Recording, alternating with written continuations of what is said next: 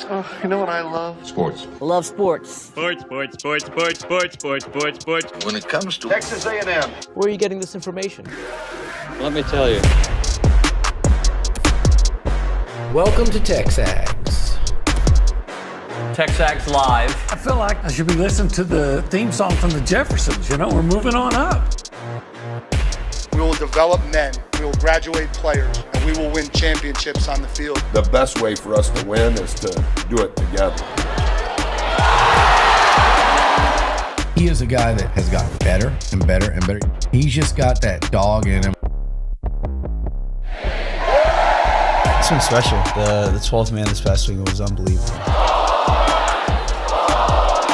And this is a real program. It's not fake. This is a real place. And if you want to be really good at football, this is a really good place to be. You know, if I'm betting on anybody, it's the Aggies.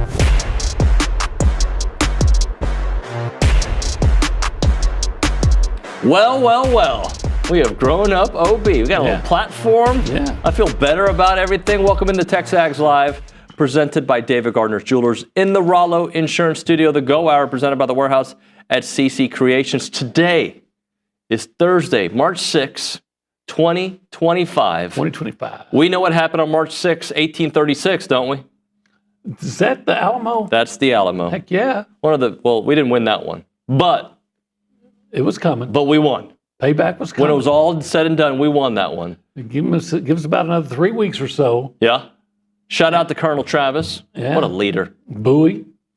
James Bowie. David Crockett. Davy Crockett from Tennessee. Tapley Holland.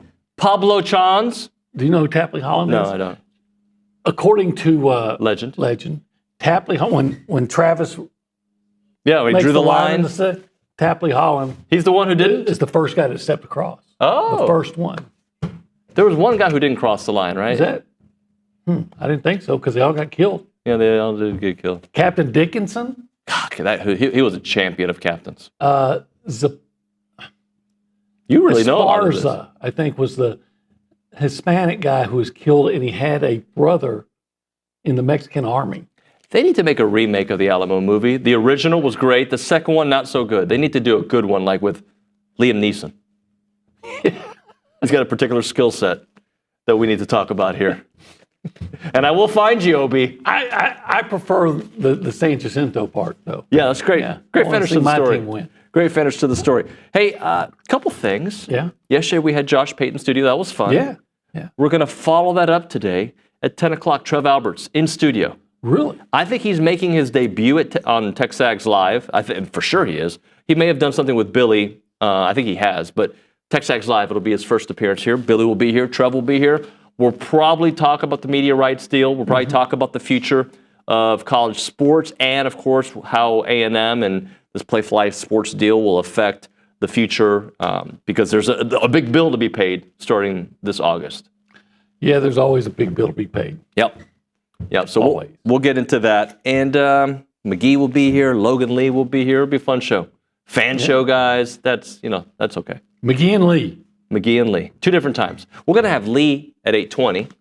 And then Logan. McGee. And then McGee at 8:35. So it's Lee and McGee. And then at 9 o'clock, There's Richard more? Zane will be here Okay, Lee, McGee, and Zane. with Michael Earley. All right. This is what I appreciate. What a day. Should I let the people know, like, one of the things that I much rather talk to a head coach after a victory, regardless if it's Texas Southern, whomever. I'd rather talk to a coach after a victory than a loss on the radio show the day after. Okay. I'm not saying I mind talking to them after a loss because I think you get some really good information, but I do like I got in a good mood. better vibes. Better vibes for me, better vibes for everybody. Okay. So that's what you get today then. That's what you get. Saturday Down South. You're familiar with them, right? Yeah, I am. The thing that caught my attention was actually what's happening in week 2 at Notre Dame. Okay, so I'm getting to my point by jumping ahead. The week before A&M goes to Notre Dame, which is week 2 of the college football season, Zach Bryan, I'm a big Zach Bryan fan. Yeah. And Shane Gillis. Okay. He's a funny Huge guy, right? Shane Gillis fan, like huge. He was here in studio for the Notre Dame game. Are performing at Notre Dame Stadium a week before A&M plays Notre Dame.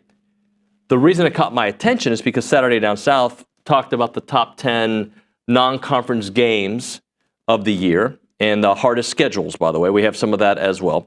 And the A&M Notre Dame matchup may not have followed the offensive script that points enthusiasts root for myself, but it will still be an excellent Week 1 showdown. Why can't it happen in 2025? I'm not going to read all of it because you should go read their stuff if you're interested. It says, but don't forget that the Irish will have plenty to figure out in the early part of the season post-Riley Leonard world, and a defense Notre Dame has lost some very key pieces. A lot of key pieces from that defense. And again, I think A&M's offense is going to be potent. Yep. By the way, about that, so the Mrs. Buchanan, Yeah. her sister's a Golden Domer, Right. and they're going to the game. Yep. And they were looking to book flights like last week. Flights are already getting difficult to make into Chicago. So, OB, I wish you would have said that after we booked ours. I'm kidding.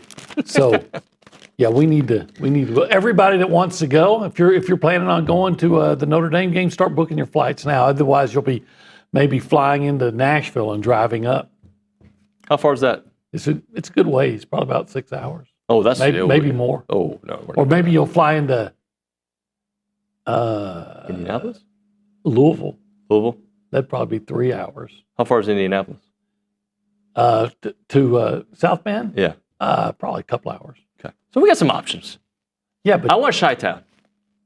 most people typically fly into Chicago to go to Notre Dame. I looked at Detroit, and it's a 3.5 hour drive. So just a PSA, if you're planning to make that trip. Well, A&M's schedule also, by the way, according to ESPN, is one of the top 10 hardest in college football. Okay.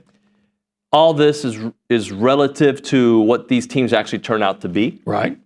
Because if you go through the A&M schedule, yes, the hardest games are on the road. Mm-hmm. No doubt. The hardest games are on the road. We think. As of today. We think Notre Dame's going to be hard. Yeah, we think. Any game on the road is hard.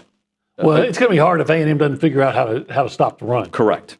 So A&M, Notre Dame's on the road, LSU's on the road, Texas is on the road. Missouri, I got questions about Missouri. I know you do too, because they're having to replace quite a bit.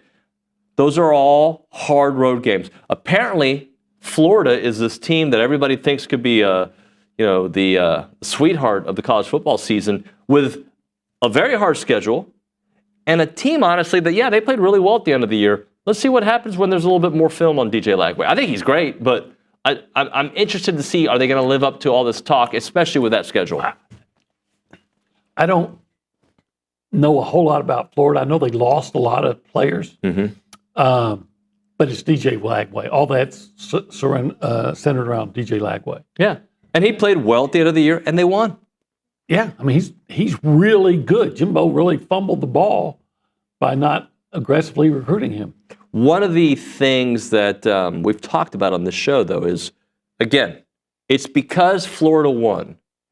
Had the Aggies beat Texas, had they beat a couple of those teams, I don't know, a couple games in November, the way we talk about, the national media would talk about Marcel Reed, would be a little bit more similar to what we're hearing about. I'm not saying it would be all the hype, but because A&M lost those games, I think some of Marcel's accomplishments and the way he played in those games is lost.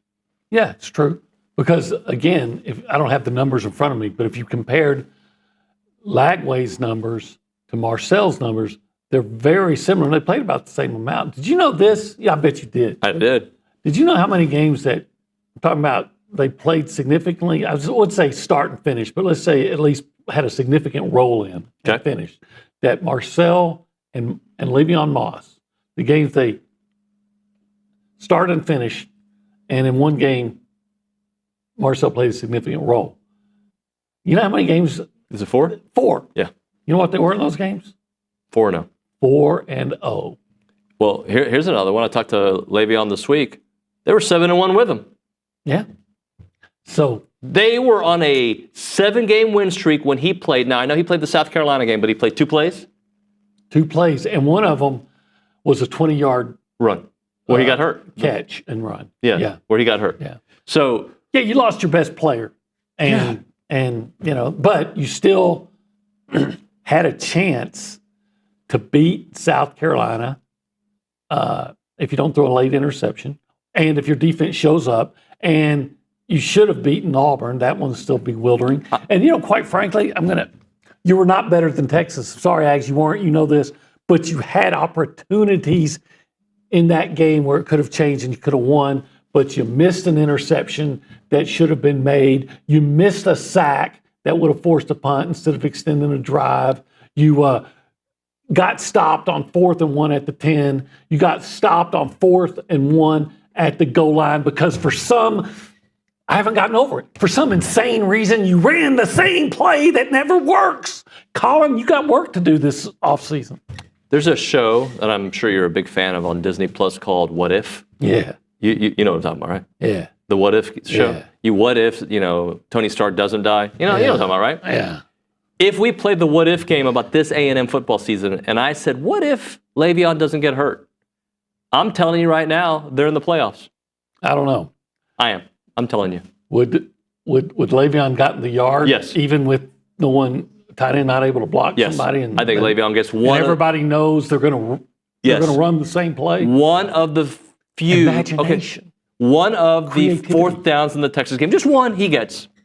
That's not a shot at anybody. I'm just saying I think one of those fourth downs he gets. One of them against South Carolina he gets. Right? That's my opinion of the situation. And I could be wrong, but I'm allowed to dream. And I dream of an Aggie football team that had a healthy Le'Veon Moss. I think Amari was fantastic. Don't get me wrong. But he did a heck of a job in that role. Awesome. But there was a reason Le'Veon was the starter. Not only was he the starter, there are certain things that certain backs are good at. He's an all-conference guy. In short yardage situations, he was good. I would go with Le'Veon. If we're talking about an explosive play, I might take Amari, not saying that Le'Veon can't do it, but we all have a skill set. I cannot write a column at all like you can. I can't even write. I think Richard calls me ESL Nuño. So, I'm just saying, there's that. Okay, I got to get over it. I mean, I know that game was 4 months ago. Yeah, you got to get over it. I got to get over it. Okay, I'm over it. All right, we're done. So I told the people the name of the show, the sponsor. I don't know if I told them this is the Go Hour presented by the Warehouse at CC Creations. It's that part I don't hour. know. I'm going crazy on the Go Hour. And now we're in the platform. Yeah, I need to cool off. The holistic planning platform. That it is no longer. That's a cool zone. It's still a cool zone. It's a higher. Well, we've always had a platform. Now we have a literal platform. Obi, you can't wear those short shorts anymore where you can, the runner shorts that you wear sometimes. Yeah, I can. You can, no. Well, there's a Chiron to cover it, and I got to make sure I wear my J's more often. We can see all those fancy socks you're getting. Oh, these are Star Wars socks. Look at that. Because I'm a nerd. Star Wars, like this was ever in question.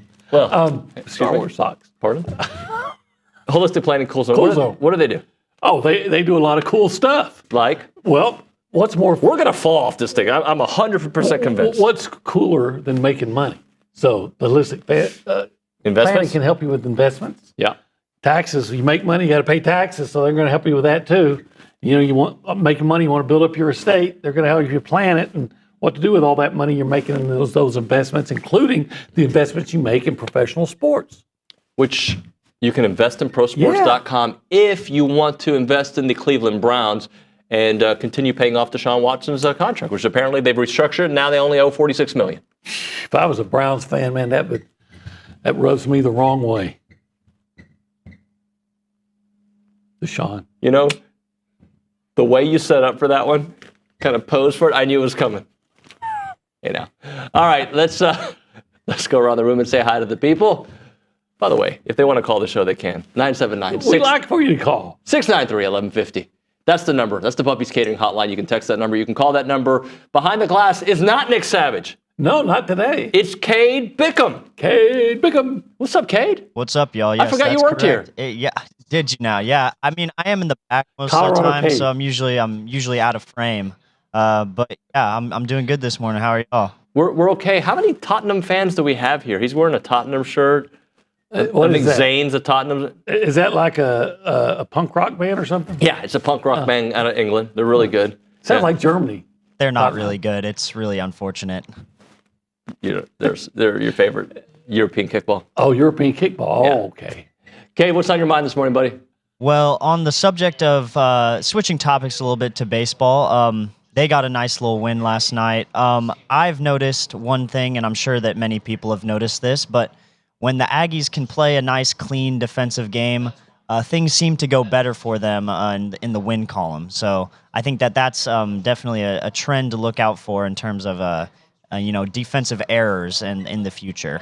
Justification, Nuño. I was talking to my brother. He's texting me. He's asking me what's up with our baseball team, even though we won.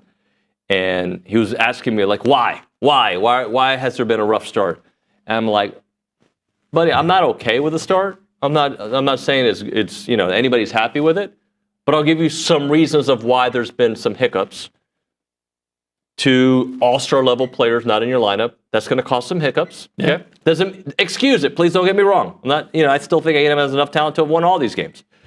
Who you thought was going to be your closer, you're already replacing a legendary closer. Who you thought was going to be your closer hurt. Okay, and you've had defensive issues that I don't know how to put my finger on it. I don't. That's how you lose games. They will get better, at least in their outfield defense. Yeah. And at the plate, when and if Caden Sorrell ever gets back in the lineup, I know he will. Just sooner the better. And you just got to put obviously more emphasis on it, more focus on it. And if you're having problems at a particular position, then you exhaust all energy figuring out who can play there. Yep. Let's go to the Angry Elephant News and Social Center. Caitlin Torres there. Hey, Caitlin. Good morning. Torniak. Torniak. Wow, is that the first time you actually acknowledged it, like you've actually said it? I think I've just accepted it now. Yeah. It's not going It's not anywhere. a great nickname, She's a but Torniak on the floor. Thank you, OB. there's a song, She's a Maniac, from what movie was that? In 1980? Was that like Flashdance. Flashdance? Yeah. Oh, yeah. Well, I've never seen it. Yeah, it's not like young a... Jennifer Beal or whatever her name was. Jennifer Not Beals. Was it Jennifer Beal? I think so. Yeah, She was young. smart. She Go was ahead. young. Good. Well, Aggie softball opens up SEC play tomorrow at Davis Diamond against Florida? Wait, what? Yeah, against Florida? Yes. Friday at 6 p.m. And then game 2 is Saturday at 4 p.m. And the series finale will be at Sunday at 12 p.m. The Aggies are coming off a sweep on Sunday's doubleheader, winning game 1 against Idaho State 4-1, followed by defeating number 13 Texas Tech 7-6 to wrap up the Texas A&M Invitational at Davis Diamond. Awesome. Thank you very much. Good stuff there. That softball team is good. They're great. They're outstanding. Top 5 matchup. Top 5 matchup against the Gators. They don't know what they're getting into. Have a steak, don't suck. You know Eat that? Gator. Huh? All right, let's talk Pull 17. Troy Landry on them. You know who Troy Landry is? Oh, Tom's uncle. No, he's the guy from Louisiana that kills the Gators. Oh, okay. Shoot, Elizabeth, shoot. Okay. I don't know what you're talking about. I legit don't know what You you're never watched Swamp People? No, I've got a life. Said the guy wearing Star Wars socks. All right, I'm going to prove to you how I have a life. Okay. I don't go out to eat very often. I don't. You don't? You know this. Well, why is that? Because you're worried about your physique. No, I have 4 kids. Well, okay, That's part of it. Yeah. And I don't want to, go and spend $2,000 every time I go Well, eat. you can leave them home, tell them to eat cereal. I can, you but wouldn't do there's that. a lot of chemicals in there that I struggle with. That being said, OB, Okay. if I'm going to go out to eat, Yeah. where would we go? Because I've done this Well, with it you. depends on what day. Right. If it's a Thursday, Today you could. I might. And I should. I'll tell you what I would do is I would go to 1775 barbecue on your way. Not in Snook, but kind of out that way. So if you're out that way, you don't want to visit the cemetery 10 to 12 minutes negotiate away. a contract or something. Right. Stop and go to 1775. I would order the sampler, right? So then you can get a taste of those pork ribs, that succulent brisket, and the jalapeno cheese sausage, plus some pulled pork and some turkey. And then, first of all, you're just going to have this gastronomical experience. It's going to be amazing.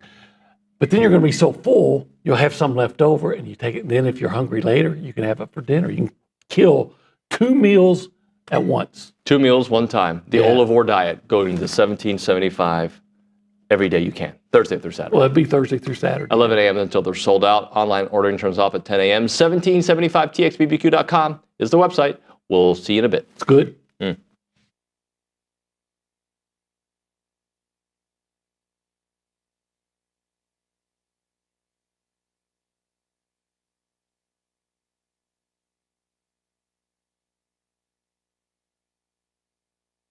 What's up, TexAgs? This commercial break is brought to you by my good friends over at Aggieland Chevrolet, the official automotive sponsor of TexAgs.com and me, Billy Lucci.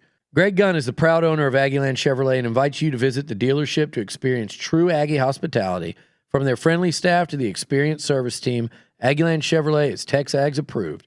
Check out the dealership off of Highway 6 in Bryan or go to AggielandChevrolet.com and tell them Billy Lucci sent you by.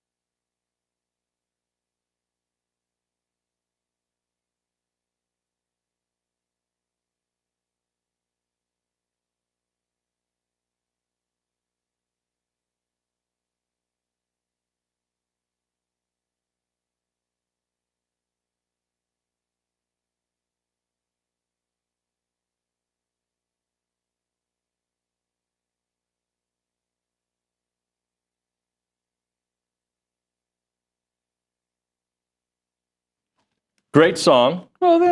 After our conversation, I think a song from Chicago and your good friend Peter Cetera would have been good. I was never a fan. I like Boston, that band. I was never much of a fan of Chicago. They were a little bit too passive aggressive for me.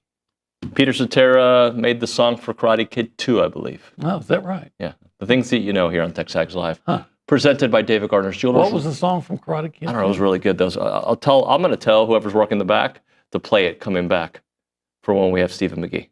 It was a famous song.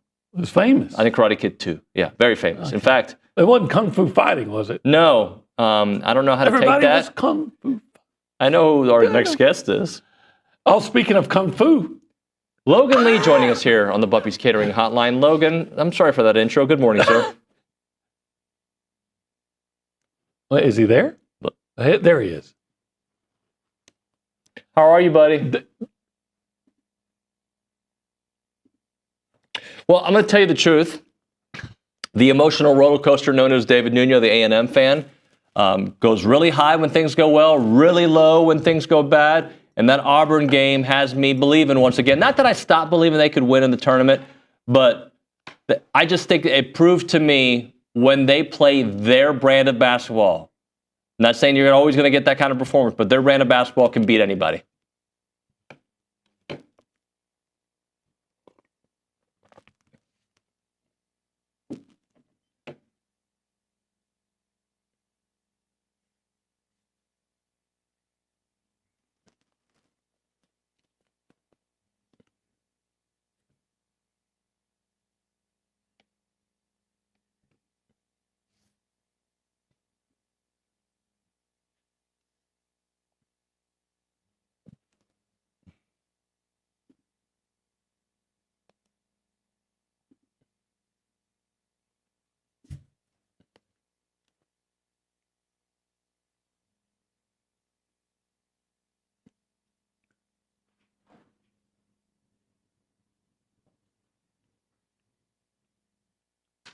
You know, Logan, I'm sorry. I thought you were finished with your thought there. I'm sorry. I didn't mean to.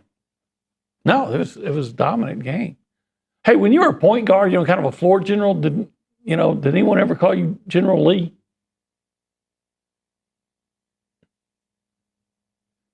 It's a yes or no question, Logan.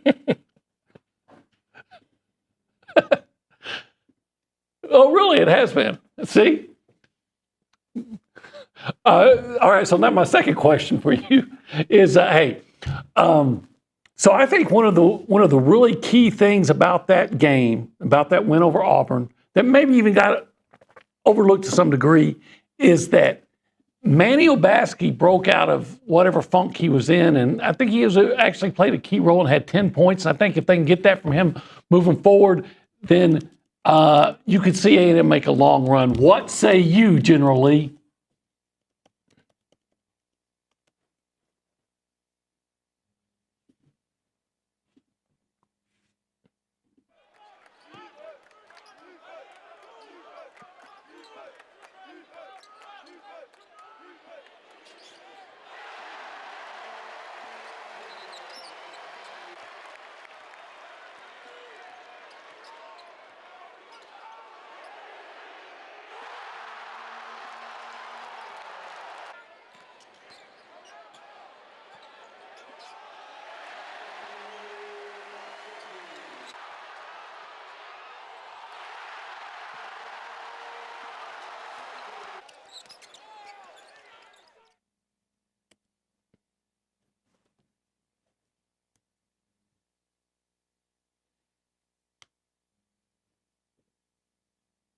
Piece of the puzzle to be on the board, and he's a big piece.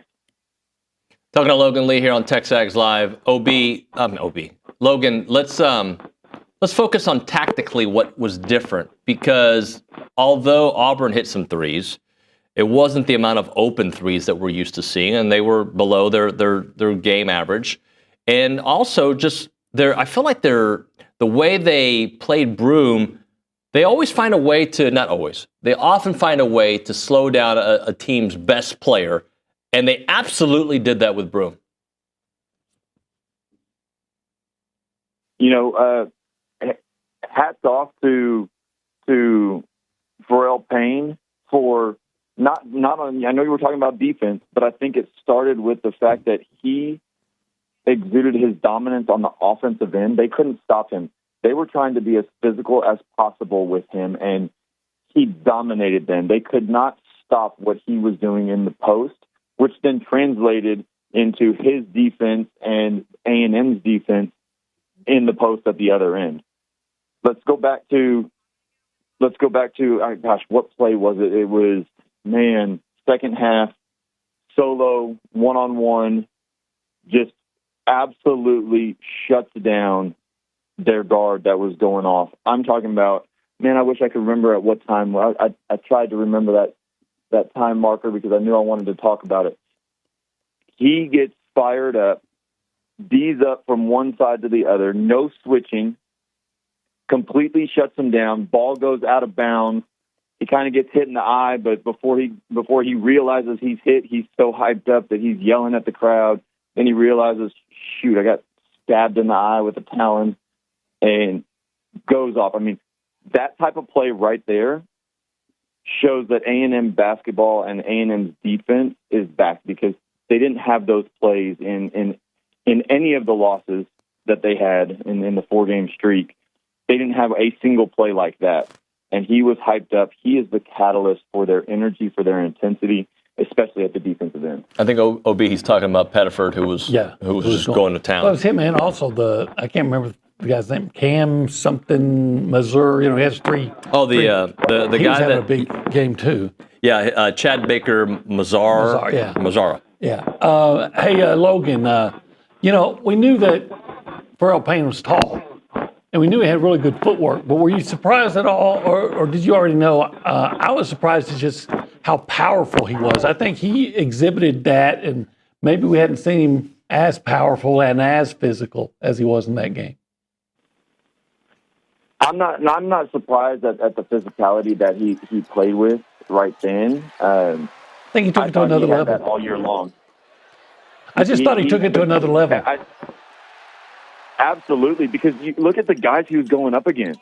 I didn't realize how big 44 and Broom are. Those guys are monsters. I mean, I knew they were big, but they are space eaters, and they made Pharrell Payne look skinny, and he's not a skinny dude. And I think he looked at them and said, "All right, challenge is on. Here it is." And the next thing this is what it is. And the next thing you know, they're banging down low, and what's his name, Broom, gets a stinger and has to come out of the game for a while. Logan. Absolutely. Luke posted on the boards yesterday, I think it was yesterday, maybe it was this morning, that A&M still has theoretically a chance for the double bye. There's still a chance. I don't think so. I didn't think so either. But you'd have to explain it to me. He put a post on it. But beyond the double bye in the SEC tournament, and look it up on the boards. He put it on there. Beyond that, if they beat LSU in a game in the SEC tournament, I think a 3 seed is still in the conversation, even though it was trending towards a 4 or 5 seed. Yeah, absolutely. I think a 3 seed is a possibility. Even if they, I mean, really, if they don't get a double bye, I think a 3 seed is better for A&M if they show out and do what they're supposed to do, because that's going to give them an extra win in the second round, and then go back to the third round where they would have their first game. Now they would have an extra win over whoever it may be, and any additional win over an SEC team right now is going to get you more points. I just more points with the committee. That's what I'm talking about. And so I think giving them more wins over SEC opponents is going to give them a better chance. Unfortunately, a 4-game stretch of losing at the end of the season is tough because it's fresh in the committee's mind. But I think half of that losing streak is erased with a win over Auburn. I know there are going to be people out there that probably the selection committee, somebody on the selection committee is going to say, well, Auburn's already won the title. They weren't trying to play, blah, blah, blah, so on and so forth. But they didn't. If they say that, they didn't watch the game that I was watching, because even if Auburn wasn't full, A&M dominated that game, and there were 4 different times where I looked over at Katie and said, they're about to make a run. A&M's going to have to withstand this, because you could tell the intensity picked up, and they were trying to flip the switch and say, all right, boys, it's time to win this game now, because they thought they could do that. And A&M responded every single time, shutting them down and going from a 7-point, 8-point lead to a 12 or 13-point lead and immediately squashing that run. So I thought A&M did really well. That's a big win, especially as, like you said, they're turning into a 4-5 seed. Logan, got to drop it there, man. Thanks so much for making time. Yeah, absolutely. Y'all have a good one, man. See you, Logan. Later, man. All right, moment now for Caldwell Country Chevrolet, Highway 21 in Caldwell, online at caldwellcountrychevrolet.com. They're stocking up on new vehicles. They have a wide selection of all the kind of cars that you're looking for, SUVs, you name it, big trucks. And you can take the short drive to save money without any dealer add-ons, plus free oil changes for life on every new or pre-owned vehicle that you purchase from Caldwell Country Chevrolet. They're a business elite dealer, which means they can help you get the vehicles for your small business or your commercial needs.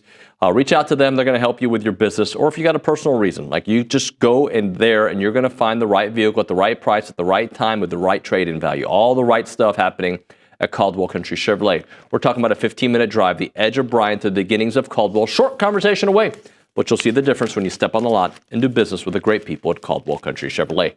Highway 21 in Caldwell, online, caldwellcountrychevrolet.com.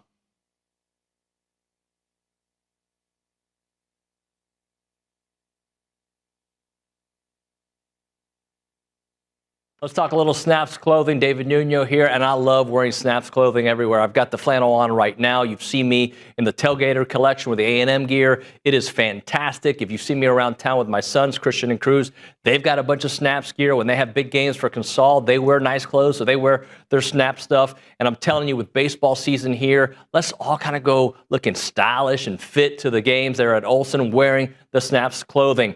As a reminder, they are the only official licensed Texas A&M Pearl Snaps maker out there. Their Tailgater collection is built for game day with breathable, moisture-wicking fabrics to keep you comfortable while you rep your Aggies in style. Now, whether you're watching the game from home or maybe you're in attendance, you're tailgating, whatever it may be, you got to make sure you head to snapsclothing.com to see everything they have to offer. It is fashionable, it is awesome, and you're going to love it.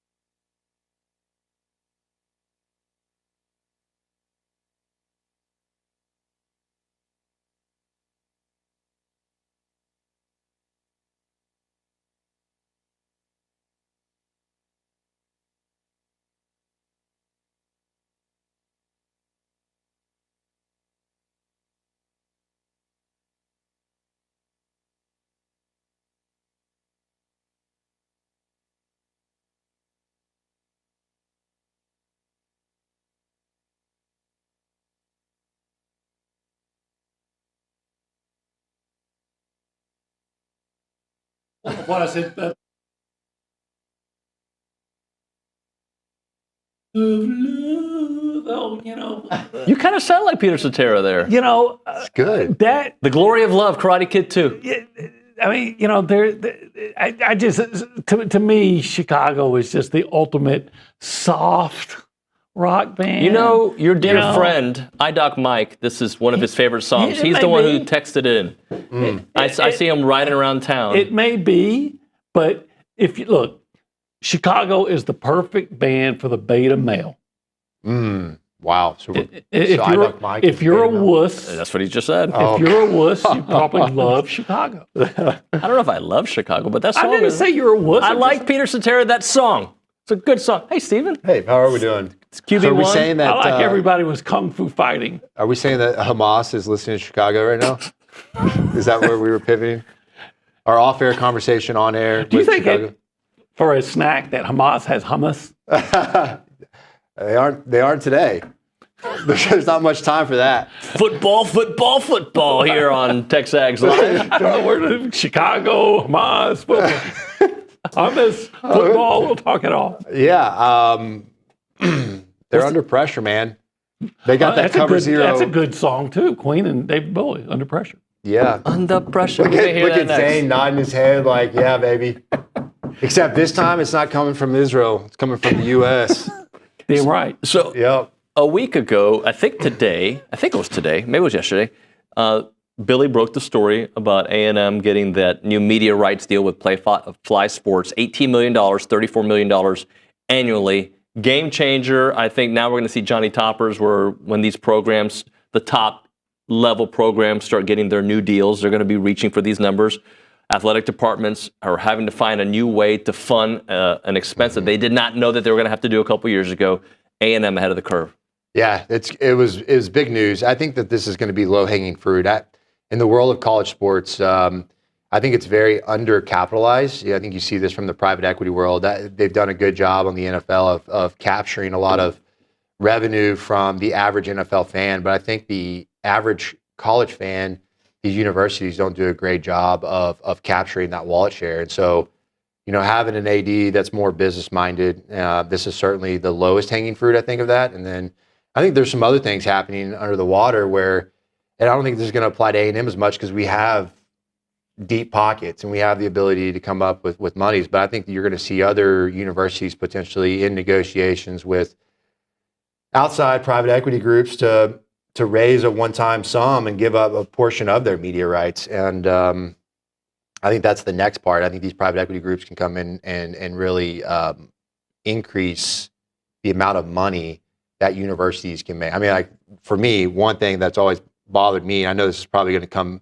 at ends with some people, but not having Kyle Field named. I mean, that's just like, it's AT&T Cowboy Stadium. Well, how much money does that generate a year? I mean, you could pay for all of your NIL budget probably with having that aerial shot of Kyle Field with some logo on it, like Chevron or Delta Force, right? I mean, Chicago may even want to buy it. OB, would you be all right with that? Delta Force Kyle Field. I would go to that thing. I would too. Oh my God. Imagine it's a fit.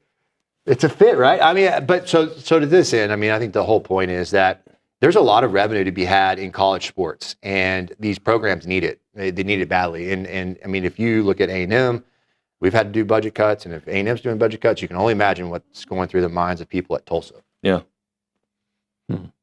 I think college athletics needs their own version of Doge to weed out some of the wasteful spending. Yeah. I always have an issue, and I'm not going to get on the soapbox too much, but when they're always talking about, like, we need more money, and then they take all these elaborate trips to do their meetings, like, Zoom. Yeah. Let's cut some costs. Like, let's zoom them in. I don't want you to say that too loud, just in case ownership's listening. And they don't want you to travel, as if y'all are traveling in the Ritz or something. No, we're not. We're definitely not. Steve, one of the things that we brought up with OB in the first segment was A&M strength of schedule. ESPN has them as the number 10 strength of schedule.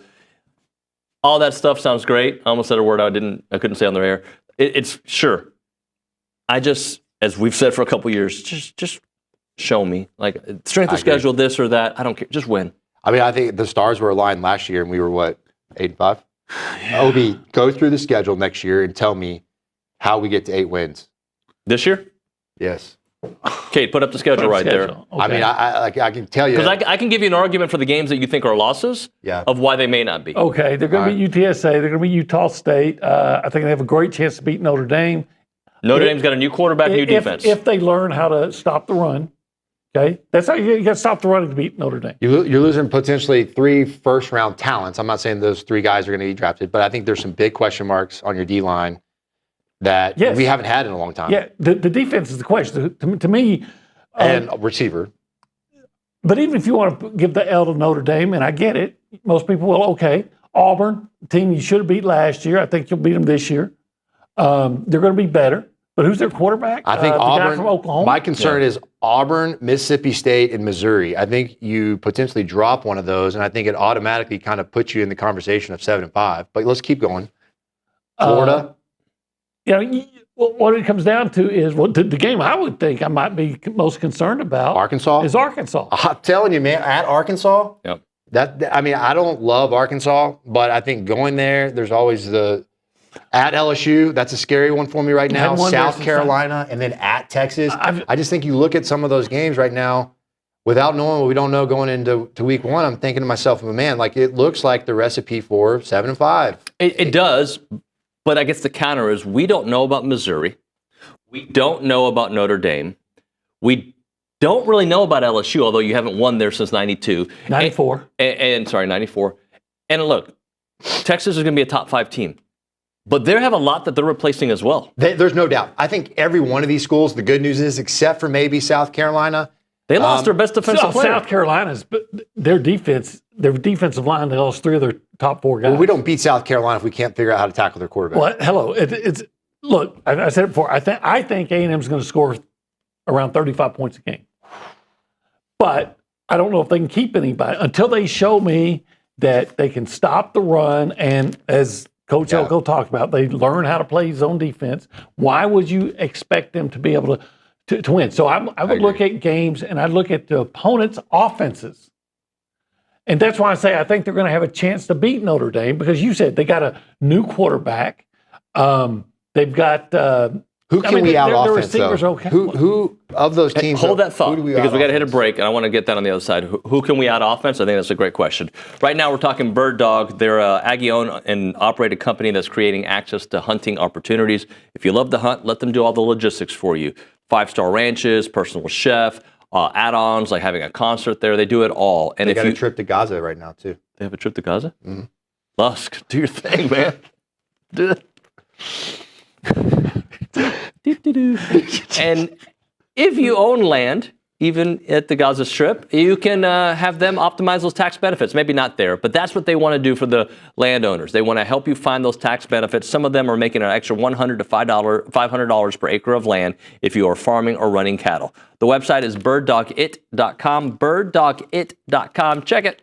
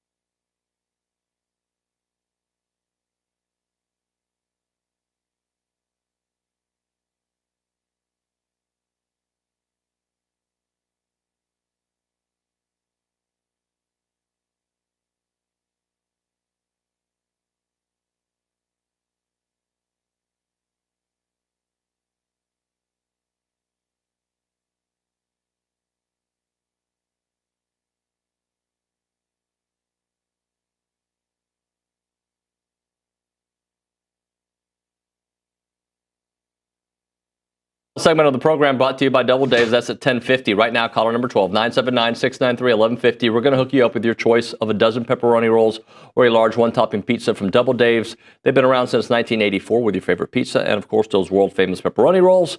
Reliable in-house delivery, bringing piping hot goodness straight to your door. Just click on doubledaves.com and your favorites are on their way. We want to get some morning delivery, Get Larry Hodges up there. Larry, come on. He's our guy. He hooked up Swope and I after we talked about it last time. Yeah? And I had a pizza roll. It was I'm good. hungry, too. I saw him on the front row of the Auburn basketball game, clapping up a storm. Oh, he's front row Joe. He doesn't sit in row two. No, he does not. Yeah. So we ended the last segment talking about who can we out offense. Uh-huh. So you want to see that schedule again? Okay, we're saying potentially. Potentially, you feel like you can out offense. Can we set the scene though? I'm going to be as. Are we convinced that we're going to be able to have playmakers around Marcel? Look, I once was watching a North Carolina State game. I can't remember if they were playing Notre Dame or Tennessee. And this is long before I knew who was going to win. And I remember going, and Casey Concepcion jumped out on the TV at me. I said, man, that guy's good. At least I got that guy. And when I was at Mississippi State covering the Aggies, there was a couple of plays. He didn't have a huge game, but I remember thinking, Mississippi State sucks, but this quarterback's a freshman. This receiver, Craver, they got something to build on. And now the quarterback is at LSU, and Craver is here. So let me answer that question with something else we talked about, the what if. What if Le'Veon doesn't get hurt last year? We're having a completely different conversation about this team and this offense, in my opinion. The offense wasn't fantastic, but my point is, he made such a difference. If you have a healthy Le'Veon and you have a healthy Ruben with the additions, then yes, I agree. The offensive line was a bright spot last year. Yeah. Another year that same group together, yes, I think the offense. Did you beat Notre Dame last year if Connor Wigman plays an average game? Yes. Yeah. If Marcel plays? Yeah. I agree. So I didn't want to think that after game one. I did not want to think Connor was who Connor ended up being last year. Exactly. I agree with you on that. I think that the question mark for me is not this Aggie run game. I for all the reasons y'all just mentioned, Le'Veon Moss is a dog. I love him. He's one of my favorites. He's like right up there with Anais Smith. I just love those type of players. But I just have not seen it. And I'm not convinced in the passing game. We did not get guys open. We did not separate. And I know you're excited about the only separation Noah got was when he went to Georgia. Oh okay, my God. That was a cheap shot. Dude, wow. That's a cheap shot. But, look. Noah was good here. Wish he was still here. I know we add some guys in the portal. You get a good young guy, freshman. How much impact can they have? Hopefully substantial. Terry Bussey. Mario Craver, Terry Bussey. So there's no doubt that there's ability to do this, but I think it's going to be a big step. And I think ultimately all offenses are going to hinge on the quarterback. Didn't they lead the SEC in scoring last year, though? In SEC play, did they? I think A&M did. So really? Yeah. Led? Yeah. The SEC? We can fact check, but if they weren't one, they were two. They were in scoring in SEC games. Wow, that's an impressive stat. I did not know that. So I would not have guessed that either. But look, I'm going to go 8-4. I'm not going anything because we got 9 seconds before the next segment. Thanks. So we're going. We're going, and I'll fact check that.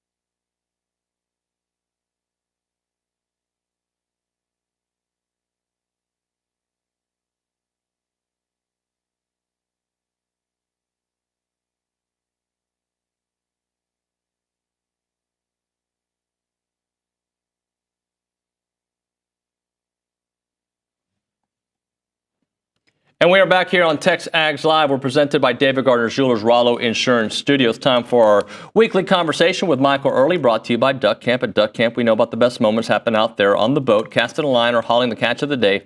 Be sure to check out Duck Camp's new spring hats, like the fan favorite crawfish hat and the redfish hat, at duckcamp.com. We go to the Buffy's Catering Hotline, and we are joined by Michael Earley here on the program. Coach Earley, good morning.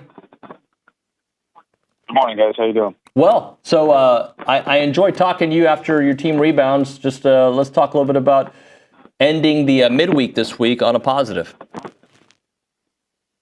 Yeah, it was good. It's just, it was nice to see clean baseball for 9 innings. Just making routine plays that you're supposed to make to, not put yourself behind the 8 ball and not give yourself a chance to win. So I was pleased. I mean, it was relatively clean all the way around, and I think we've shown that any team can beat us if we don't play clean baseball. So play clean baseball, and then let the chips fall where they may, and we did that.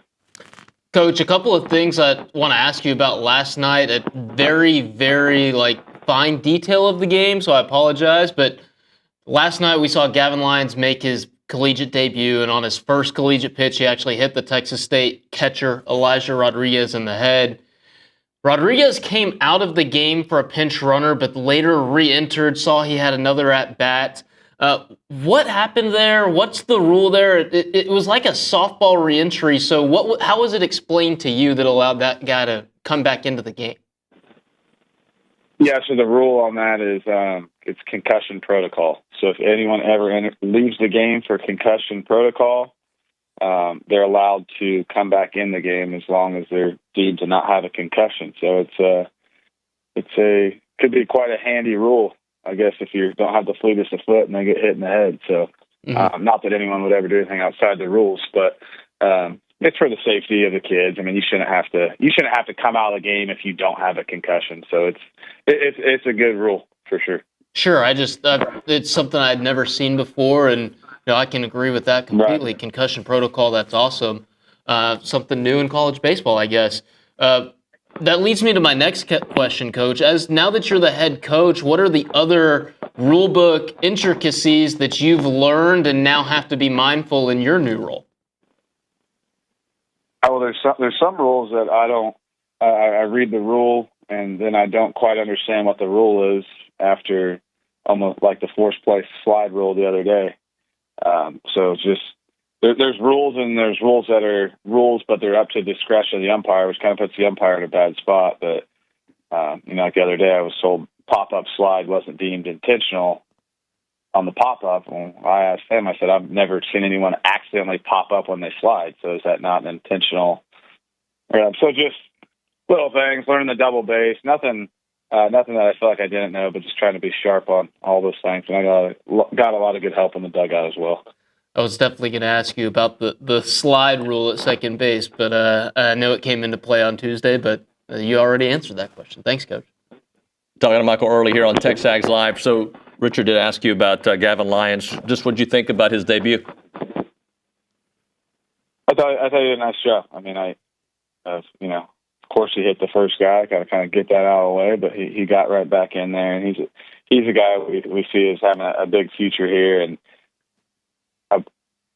I wish that he'd have been in there sooner. Just a couple moments. I wish I could go back in time and maybe give him that opportunity, but I knew he would throw yesterday or today, and it was just good to see him out there. I mean, he's got a unique, you can see a unique arm slot, which presents a challenge to a hitter, and when he gets that slider going, it's just a real unique shape on the fastball profile. And just got to get him to, compete. Not compete on every pitch is the wrong thing to say, but he was 88, 89 with that unique fastball, and then he was down to 85, and then 2 pitches later he's back up to 89. So just freshman stuff, trying to be too fine and instead of letting it rip. But I still think he competed, did an awesome job, and he provided those 3 innings that we really, really needed. So he did his job last night for sure.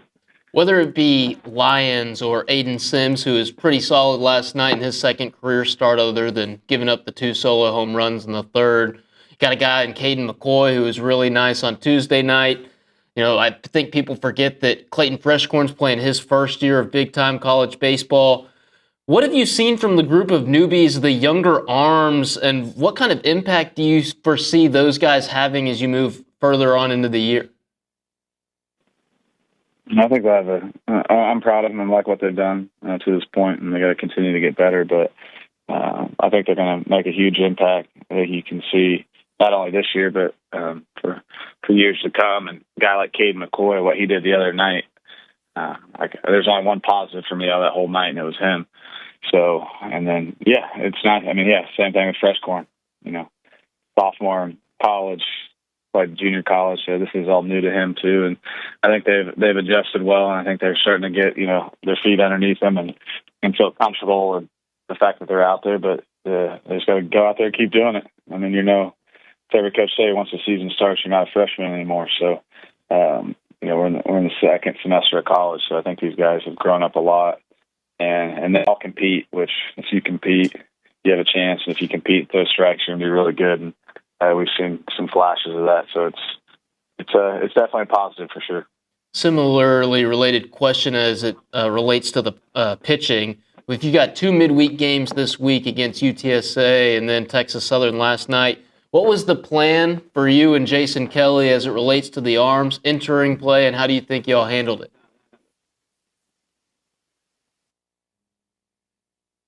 Exactly how we thought it may go. Tuesday was pretty much all hands on deck, gonna throw whoever we needed to throw to win the game, and we did that. And then yesterday, we knew that we needed Aiden and Gavin to take out a big chunk of that game. And they did. They did exactly. We had it at 4-3 or 3, just anywhere in that ballpark of where they're at is what we kind of mapped out. And we needed that. We needed that out of both of them, that combination. And we knew we'd have Fresh for one and Rudis for one is the most we really wanted to use them. So mapped it out. You have all your plans. You have your perfect plan. You have your imperfect plan. What if this happens? What if that happens? And, the Wednesday plan worked out, mapped out exactly how we wanted it. So that's always a refreshing thing because it doesn't always happen like that. Talking to Michael Earley here on TexAgs Live. Coach Earley, you made some lineup adjustments. What did you think of Gavin moving there to first base and just some of the cleaner baseball that we saw yesterday? He looked pretty good over there. We had a pretty intense ground ball workout. The assistant coaches did a really good job, and Gavin did really well over there. I think we had him messing around over there, not messing around, but working out there a little bit just to keep him fresh. And I went out there and saw him doing it, and it's really all I needed to see. And I wanted to get Yamal in there and have 2 really good athletes in the corner outfield with one in center, and be a little more athletic out there. Try to get just a little more competitive, a little more speed, and just trying to shake some things up and try to get something going. But I really like Gavin over there, and we're gonna I'll leave him over there for now and kind of see what happens. Saw a team make much better defensive plays on Wednesday night versus Tuesday night, including one from Caden Kent, that slow roller moving to his right, throw on the run. How important is Caden Kent to the overall success on the dirt? And then how much of a leader has he become and needs to be even more as it relates to the defense and really carrying the mantle there? Yeah, Caden's capable of making all the elite shortstop plays, and I think he classifies the one he made last night as just that, and it's something we've seen him do in practice. And he continues to develop his all-around game and continues to get better, and very extremely competitive, intense competitor. That's what I love about him. And same thing with Wyatt over there at third. Like those guys compete. So not any mistake they make is not due to a lack of compete. Sometimes they're over want to compete, kind of hurts them. But Caden's huge, and playing right now. Seth Sawyer far. I hope he's watching him and seeing how he approaches the day to day, and he can kind of turn into that guy because Caden, as a freshman, wasn't a guy that spoke a lot. He knew his role and did what he had to do, and now he's really blossomed into someone that, like it or not, is not afraid to say anything to anyone at any time. And I think it's necessary to have on a baseball team. Caden Kent's also been really good offensively recently. as a hitting guy, what has he been doing in the cages and in his work that has allowed him to go on this little streak he's on? He just, I mean, it's what you said. It's the work. It's continuous work, and his want and that chase to be perfect, which he's never going to find, but he'll never stop chasing it, is what he does every single day. I honestly don't know how he has the energy to attack hitting like he does every single day, from not only a volume standpoint at times. It's just a perfectionist-like mindset, which is at times, for me, not hard to coach, but hard to rationalize with him. And I kind of just let him speak his mind. And if it's never going to be good enough for him, that's fine. But I think it's that chase for him is what makes him good, because he's always looking for it. And then you mix in the fact that he's just over the top competitive. So even when things are going wrong, he's going to have a chance to get on base. And I think his plate discipline has been a lot better this year. And thus, when he swings the bat at good pitches, he's been doing damage. He's got bigger and stronger, all those things. He's just developed like you'd like to see a college baseball player do. Like how, with how baseball is now, you never know, to be honest with you, what player you're going to have year to year. Caden Kent is like a great example of stick with the program, stick with the process. And, not everyone's time comes at a different time, but look how great he's doing. And I don't think he would trade his past for anything. Coach Earley, I know I've asked you about Wyatt Hensler several times on this show over the last couple of weeks, but just he continues to be a reliable presence in the lineup. Just talk a little bit about having that piece and what he brings. Yeah, you just feel, I don't know if stability is the word, but he's just a really good player. He's consistent, great to be around. He's just one of those guys that you got to have success. You got to have guys like that in the middle of your order. That are not only good, but bring a toughness and a desire to win. And same thing, White's similar to Caden, where he's always chasing something I'm not sure he's ever going to achieve, but that chase is what makes him a great player. And he's having great at bats. He does a lot of good things. Well, he made a nice play at third last night. I know he's had a couple mishaps at third, but I really, really believe he can be a lockdown third baseman over there, because I've just seen it. And, what a guy. I'd say we're 2 for 2 on the Penn transfers. Absolutely. Wyatt Hensler to go along with Jackson Appel, who had a fantastic year last year. A guy who's off to a little bit of a slow start, and if you look at the box scores, he doesn't have much to show for it. But Jace Lavalette, the approach has been much better the last couple of games. He's absolutely blistering balls right now, just not seeing them fall in or go over the fence. What are you saying to him to keep his confidence high and keep him doing what he's doing? And how close is he to, I guess, officially breaking out of this little lull he's in? Yeah, I got to believe that he continue to hit balls over 104 miles an hour. I think he's hit 4 or 5 in 2 days with a no hit. That's where I try to come in and try to rationalize and be a rational voice here. And to the naked eye, you might see a Jace 1-0 for or whatever, but he's hitting the ball hard. And I think I told him before the game Sunday, I said, you think you're doing terrible. Your on base percentage is like 460, and you feel like you're not doing good. I think after that game, before Tuesday and Wednesday, he was hitting like 290 with an on base close to 500 and 3 homers, and he was miserable. So and then you go out and have a couple of games where you don't get the balls to fall, but he's in a really good spot. I think we can all see he's right there. He could have easily, in the last couple of days, had 4 home runs. It's just that coin is not flipping on the side he wants it to right now, but that's the hard part, and doesn't need to change anything. Just needs to continue to try to do damage and hit baseballs hard. And if he does that over the course of time, it's going to play in his favor. So I'm actually feel pretty good about where he's at. Just got to continue to hit balls hard, and then they'll eventually fall. Seems like Jace might be a microcosm of the offense as a whole right now, Coach. At least that's the way I'm seeing it. Last night, you say you liked what you saw from your offense, but you didn't love it. 7 hits, 8 walks. You don't get the big hit to really break the game open. But what gives you confidence that this ball club, this offense is right there and is capable of officially finding their groove and really scoring runs like we expect them to? Yeah, I just think from after seeing Sunday and in the last 2 days, like at our worst, we need to be how we've really been the last 2 days. Like you don't give yourself not a chance to win. You just didn't get that big hit, or how many balls went to the warning track that weren't pop-ups, like line drives that went to the warning track. So I feel like I got a pretty good feel for not just like hitting performance, but like a hitting mindset and how guys are approaching it and how they feel and their confidence level in the box. And I feel good. Actually feel really good about that. And so always, my belief is always through the roof, maybe too high, but I think when you got a group of guys that you really are passionate about and know they're good and haven't been quite as good, every day I'm thinking they're all going to click at the same time, and that could be a really, really good thing. So that's just that's my mindset and my belief in them, and I think they're close to having some games where they could really do some big things.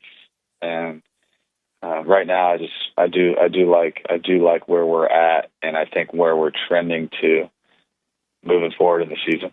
Last question, Coach. As you begin your prep for New Mexico State this weekend, what challenges do those Aggies present for your Aggies, and what do you need to see from your ball club as conference play is just a week away? I think I'm getting ready to take a look at them. I haven't looked at them at all, just because we just played 5 different teams in 6 days, so that's a scouting report marathon. But I think for us, it doesn't. And this is not going to disrespect them. It's either them or whoever we play down the road. It's like I think we've shown that we're playing ourselves a lot in these games, and we got to put ourselves in positions to have success like we did last night, and play a complete game in 9 innings and not let anything the other team does get us off that track. I think that will be our challenge moving forward, no matter who we play. Is not beating yourselves, but not.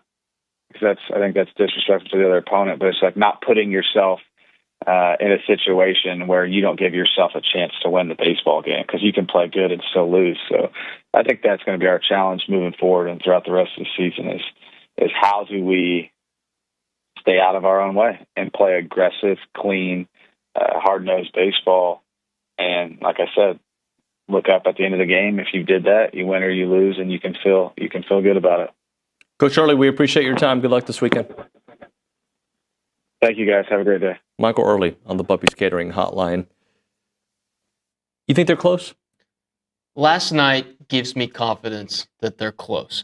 And you can look at the box score, you can look at the final score and say, oh, you only beat Texas Southern by 4 runs. Right. That people forget last year, the team that beat every single non-SEC team they played was trailing to Texas Southern in, I believe, the 7th inning and only won by 3 runs, right? Mm-hmm. Box scores, final scores, those are for people that don't watch the games. Truly, that's what I believe. You got to see what this team's doing. They looked more confident defensively last night. The pitching, outside of 2 mistakes by a true freshman, Aiden Sims, who otherwise was fantastic in both of his starts. The pitching was good last night, and you didn't have to have your ace, your Ryan Prager, your Miles Patton, guys like that. The truly tested veteran starting pitching wasn't facing a Texas State offense. So that was good. And then, man, they worked 8 walks. And I know Texas Southern pitching's not SEC caliber pitching. Mm-hmm. But the fact that they are being patient and getting on base, you heard Michael Earley. It sounds like he thinks they're close to breaking out offensively. That sort of approach leads me to believe they're close offensively. I tried to make this analogy in my recap last night, but when I clean up my apartment, right, like I have a different definition of clean versus when I know Melissa Zane's coming to visit and I got to clean up my apartment even better, like to a higher level. Yep. Like they were clean. It was comfortable last night. It was good. Like I can look back at the way I clean my apartment and be like, that's good. I'm happy with that. But I know that when somebody else comes to town, it's got to go to another level to be happy. So they're on the right track, I think. Sunday showed some signs. There's a dip on Tuesday. Obviously, that was a miserable performance. 5 errors against UTSA is unacceptable.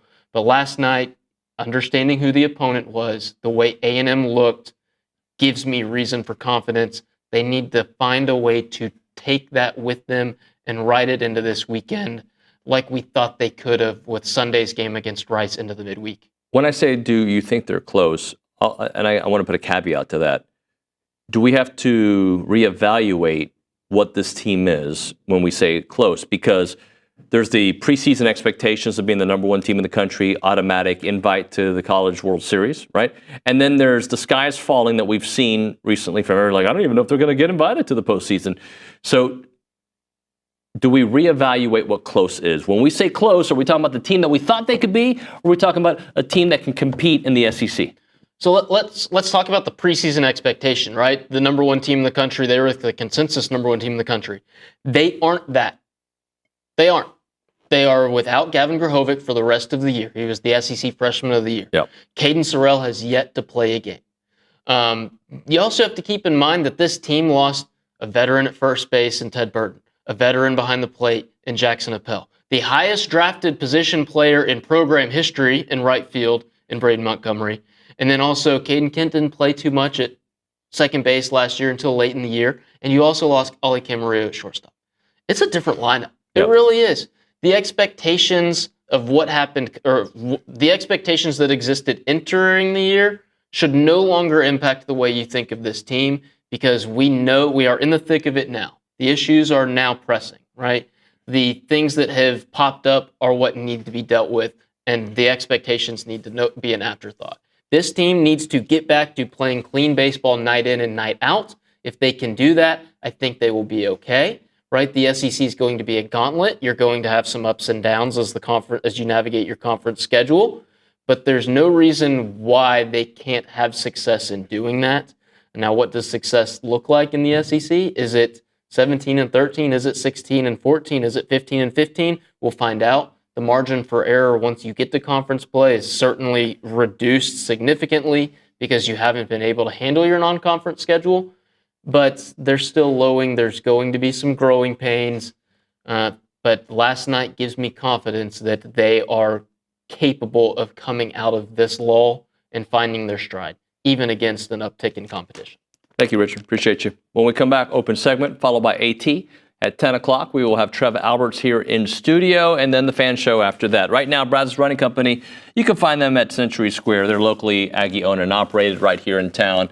Really great place to go when you're looking for shoes. If you are a runner or you're into fitness at all, the right shoe makes all the difference in the world. If you're a walker too, let them look at your gait, find the right, your stride tells you a lot about how you run and how you walk, and they will find the right shoe that fits you. They'll put you through, not a battery of tests, but they'll put you on a treadmill and they'll have you walk, they'll have you run, and they'll take a look and see what the right shoe is for you. They're the local retailer for Viore, one of the hottest athletic wears out there. They've got duck camp gear as well, turtle box speakers with maroon accents and handles, Stanley Cups. It is the Brazos Running Company, located at Century Square below the Star Cinema Grill in College Station.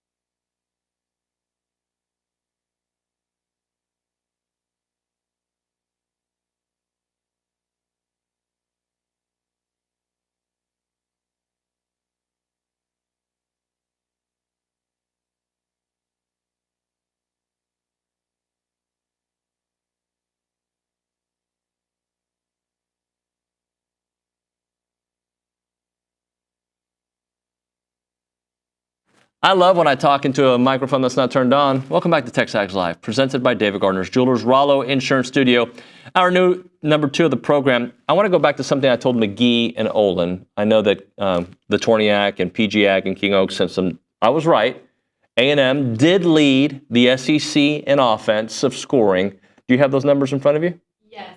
Texas A&M led the SEC offense in scoring with an average of 29.4 per game, and the next up was South Carolina with 29.1. And by the way, a couple things about that number. That number is significantly lower after your offensive output against Texas, okay, which was none. And obviously, that number is lower because of what happened once Le'Veon Moss got hurt. That being said, you get the credit of the Auburn game that went into overtime and scored a lot of points. But I'm not saying that A&M had this juggernaut offense, because you can look at other SEC or offenses like Ole Miss on the year. If you consider their non-conference schedule, remember, I think they scored 70 in one game, something ridiculous like that. They led the SEC in scoring at 38.6, Tennessee at 35.7 all season long, even Alabama at 33.8. But in SEC games alone, again, just talking SEC games alone, A&M did lead teams that we just mentioned. Tennessee averaged 25. Ole Miss averaged 28.8. A&M was ahead of them. So I'm not saying that made A&M's offense really good. We all saw the games. We know the struggles. We know that there were games it was hard to get the offense going. But when we're talking about this offense, we can't deny that in SEC games, that's the facts. The facts were they scored more than other teams. Hard to disagree with statistics. Thank you. I appreciate the approval there. Any other messages or thoughts you want to get into here, Torniac? We got a text from Mike in Deer Park, Mike? letting us know or reminding us that today is Shireen Williams' 60th birthday. First off, I didn't know that. I thought she was 41. So, right? Shireen, happy birthday. I'll send you a text here in a minute. One of the best. Any other thoughts, Caitlin, before we hit a break and reach out to Aaron Torres?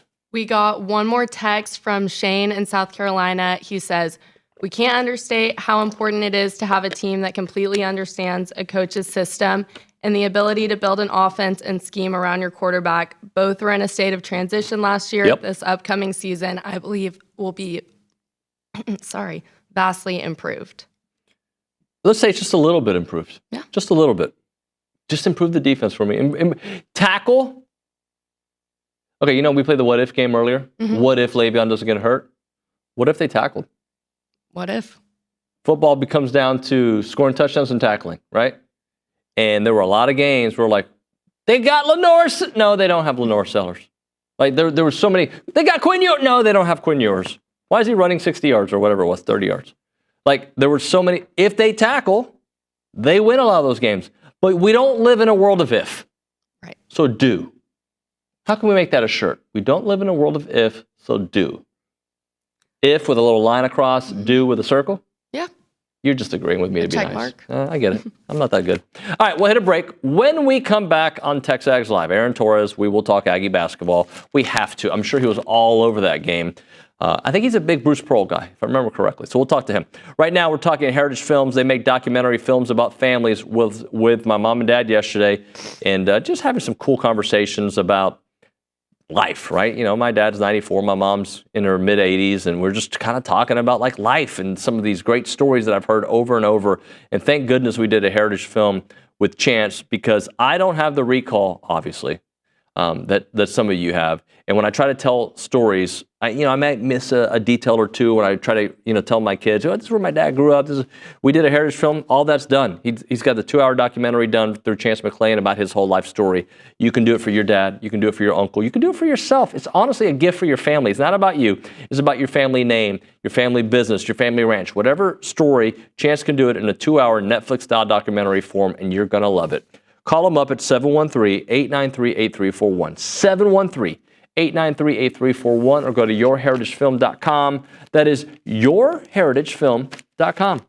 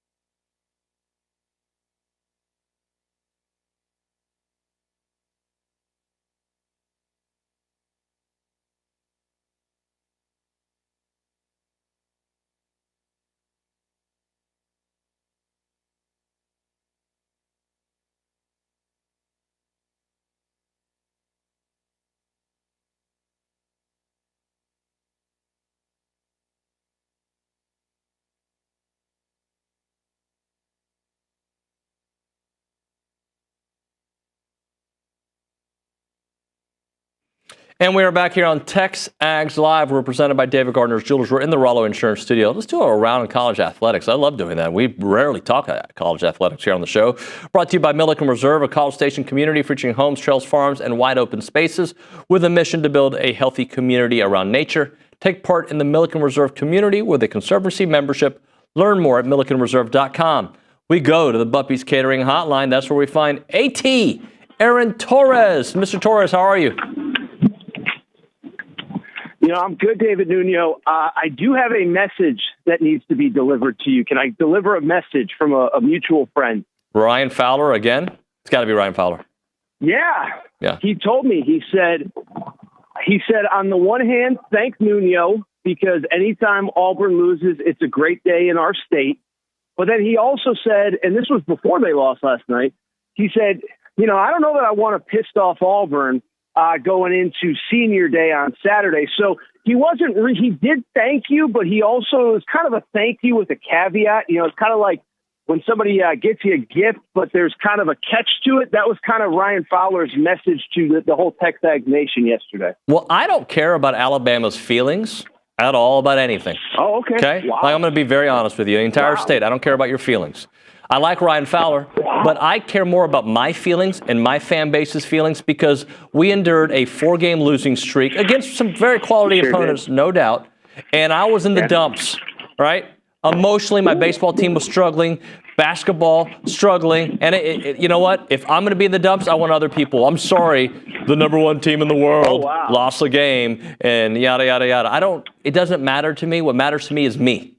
I'm selfish when it comes to my sports love and hate, and I'm glad A&M destroyed, that's right, I'm going to say it, destroyed the number one team in basketball. They neutralized, they took away their best offensive player, their best player, and they won a game, a needed game, when the entire world, including a lot of this fan base, gave up on them. So you know what? Gig 'em. Sorry, I was passionate there. Two things. No, I know you were. It was the most passionate I think I've ever seen of you. So when I go back on with Ryan next week, so the message that I'm delivering from TexAgs, well, I don't want to speak for the entire organization, but from David Nuño, quote, I don't care about anyone's feelings in Alabama. Is that the message that I'm delivering back to Ryan Fowler? Yeah, and I want it to be, let's kind of like clean it up a little bit. I don't care about Alabama media members' feelings because they don't train in the world that I train in. They don't go in the mean streets of Houston the way I do. I'm kidding. I don't care, though. I really don't care. I just care about us. And they just care about them. So let's be honest. Nobody cares about other fan bases. We just care about ours.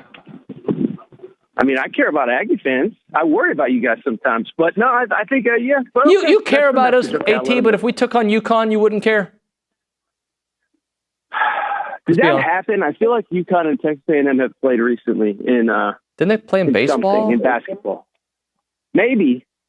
I know UConn baseball beat Vandy last weekend, 14th ranked team in the country. So maybe we'll see you in Omaha. Bronny already promised that he'd show me around all the speaking of mean streets, I hear those Omaha streets get it gets early off. What's the old Yogi Berra saying? It gets late awfully early over there. Yeah, that's what Bronny told me about Omaha. So my Huskies, I expect to be in Omaha. So maybe I'll see you there.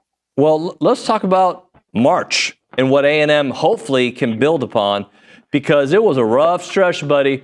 But I do think one win does not erase everything, but makes you feel much better with LSU ahead.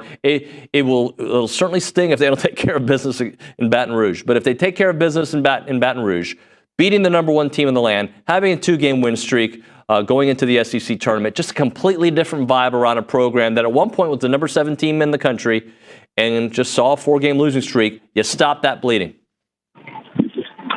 Yeah, I mean, listen, in all seriousness, I mean, this is that league, that you're going to take. I mean, look at Alabama. I mean, Alabama's, a win, a defensive stop away potentially on Saturday from maybe clinching a number 1 seed in the NCAA tournament. Now they're on a 2-game losing streak going into senior day at the number 1 team in the country. So I just bring it up because it is the league is a grind. There is no doubt about it. And, what do they say? You're either the hammer or the nail. And for a long time, A&M was the hammer. In the last couple of weeks, they've been the nail. But I will say, if you want to get right with a win, doing so against the number 1 team in the country on senior day is a heck of a way to do it. And I think it shows what we've discussed here for the better part of 2 months since SEC play has started. A&M can just about beat everybody. And listen, by the way, I hate to do the whole, somebody stole my take, because I don't think he stole my take. But Jay Billis said this a few weeks ago, and I had said it even before. It's that, I grew up on UConn basketball, and Jim Calhoun used to regularly say, it's tougher to win the Big East tournament than it is the NCAA tournament. And I bring it up because Jay Billis, I said that about the SEC back in December. Jay Billis said it a few weeks ago. And I'm just teasing about the take stuff. But in all seriousness, I do think for a lot of these teams, just get them into this tournament on a neutral court against these teams that have not gone through the gauntlet that not only Texas A&M has, but everybody in the SEC has. So I think you should feel good, assuming you take care of business against LSU. You got a little momentum going into that game next weekend. And hopefully everything, and then hopefully you get some momentum going in the SEC tournament. I'm glad you brought up Alabama losing a couple in the very hard part of their schedule as well, because you're exactly right. They had a chance for a 1 seed. There's a really good chance that they go into the SEC tournament on a 3-game losing streak. And it just shows it's not just us, guys. Like, these things, unfortunately or fortunately, happen in this conference. That's the deepest conference we've ever seen. Zero doubt. And, I think that's exactly right. And we don't have to make this an Alabama segment. We've given Ryan Fowler way too much airtime. But think about what has been lost for them. I guess actually I take that back, because Missouri losing last night changed some things. But they were in position to potentially get a number 1 seed. And then for a while, it looked like they might not even get the double buy-in to Friday at the SEC tournament that they might have to play on Thursday. But listen, it's a game-to-game. In football, we say it's a week-to-week league. I think in basketball, it's a game-to-game league. I mean, you just pick a team. Arkansas puts up 14 points in statistically the worst half of basketball maybe in program history on Saturday. They go and beat Vandy on the road. Vandy has beaten 3 straight ranked teams. A&M knows that. So it's definitely not just A&M. Everybody's feeling it. And I think what's been crazy down the stretch, Dave, and this isn't really an A&M angle, but just all these teams that you thought would kind of fall off, they're all finding ways to win games. Texas winning at South Carolina the other day, or Georgia winning at South Carolina the other day. Texas beating whoever they beat. The days are running together. Arkansas beating Vandy. Oklahoma last night, I did not expect that against Missouri. So it is a deep league. On any given night, anybody can beat anybody. But I just think this is the league. And A&M certainly, by the way, is not the only one that's gone through a 2, 3, 4-game losing streak. And by the way, they're certainly not the only one that's going to be better for it once the NCAA tournament starts. Talking to Aaron Torres here on TexAgs Live. AT, what do you think for A&M? All right, from what you've seen, like, even though you don't watch every game, you know what a Buzz Williams team is good at, right? And they're going to be good at the hustle plays. They're going to be good at great defense. They're going to try to get to the line as much as possible. What do you think, what is the ceiling and the floor for this version of Buzz Williams' A&M basketball team? You cut out there. I assume you're talking about, what's the ceiling once the tournament starts? Yeah, just because, and I'll just give you a little bit of how I see this team. My opinion of the team did not change that much during the 4-game losing streak. My vibes changed, but my opinion always was if they play their brand of basketball, they can beat teams like Auburn. Doesn't mean they're going to beat teams like Auburn, and you can't play that game that they played a few times against Tennessee, Auburn, and Vandy and Mississippi State. But my point was that brand of basketball, if you get the right matchups, can be really good, but it can also be really bad. So I actually love the way that you described that of, my vibes changed, but my overall outlook didn't change, because that's kind of the way that I felt too. And again, following this league on a day-to-day basis, I hate to keep hitting the same talking point, but you're going to take losses. I mean, everybody is going to take losses. And so, like you said, I think A&M maybe more than most other teams, it is going to be a matchup thing. But I don't really even know that I believe that. I mean, you look at, Alabama, the defense isn't good enough right now. So if they face the wrong team, they could be in trouble. Tennessee, the offense isn't always good enough. So if they face the wrong team, they could be in trouble. You go on down the list.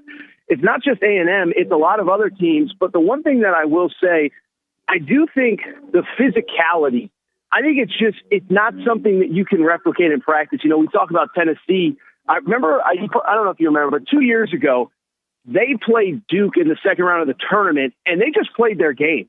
And Duke saw nothing like that all year. Duke, and after the game, because it was Duke, it was obviously a talking point of, oh my goodness, how can Duke get bullied like that? And so I just bring it up because I think if you haven't seen that physicality and style of play, there's no way to replicate it. And I do think it is going to give someone problems whenever they see A&M in that bracket. When do you start ramping up your spring foot? Do you even start ramping up spring football talk? It's funny. Fowler asked me that the other day. It's hard to follow on a national scale. There's just, I know you guys do a great job locally, but I just don't find that there's very many interesting stories. Now, the Ohio State quarterback battle, the Texas, Arch Manning, I'll watch highlights, but I think it's hard to kind of really do this is the takeaway from Texas A&M spring game. I mean, there's guys that do it and do it very well. I just don't really find it that beneficial to my audience because we know how, for teams that are even having spring games still, we know how many guys are out. We know how little the starters play. I'll be quick because I know we're up against it, but I remember watching the Texas A&M spring game in 22 when that obviously incredible recruiting class came in. And it's like, even there, it was hard. Okay, that guy's the 5-star that I read about. That guy's the 5-star that I read about. But it was hard to take away any sweeping changes, not being boots on the ground on a day-to-day basis. So I'll monitor it. I'll obviously follow all the storylines, but I don't know that I'm going to do an 8-minute Arch Manning segment on my show in April. If he goes 22 of 22 with 8 touchdowns in the spring game, maybe. But if he's, 17 of 21, I don't know that it's quite the same, I won't be doing that segment either, by the way, Aaron, no matter what. Thank you, buddy, for your time. Okay. All right, man. We'll talk soon. Appreciate you. See you, man. Aaron Torres on the Buppy's Catering Hotline. We'll hit a break. We'll do a short segment. And then we'll talk to Trev Alberts and Billy Lucci here on TexAgs Live. All right, let's talk Rollo Insurance. You're good at what you do. Rollo Insurance is really good at what they do. Find out what my family knows and several other thousands of Aggies know in this community and around. They got 60 offices in Texas, and Rollo Insurance wants to make sure that you get the right insurance situation for whatever you may need here in town or wherever you may be. They are so good when it comes to taking care of you. When we're talking customer service, when we're talking about finding the right insurance for you, let them help you. Farming insurance, car insurance, business insurance, whatever it may be, Rollo Insurance is the one to find that one for you. The website is rolloinsurance.com/TexAgs, rolloinsurance.com/TexAgs, or call them up, 888-44-ROLLO. That is 888-44-ROLLO. It's Rollo Insurance.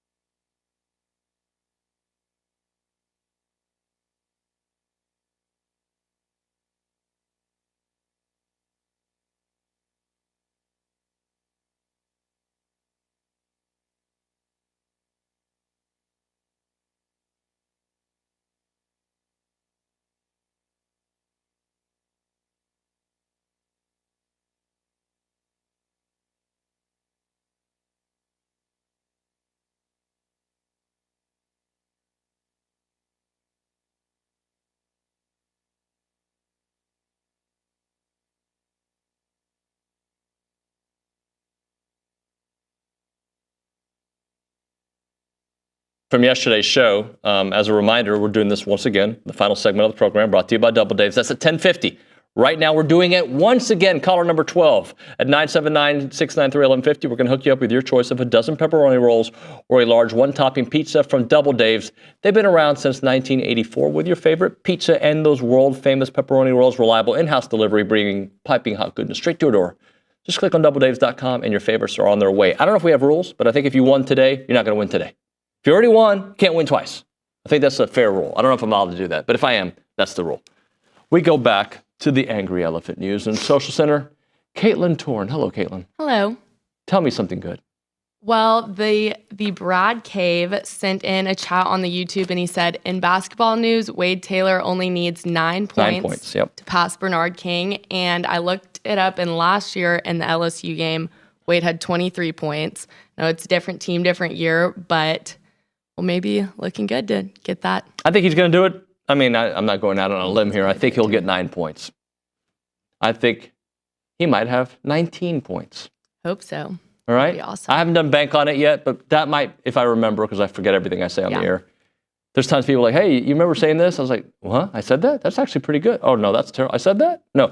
I'm banking on today, on the Thursday before the Saturday game. Wade Taylor, 19 points. That's what I'm banking on.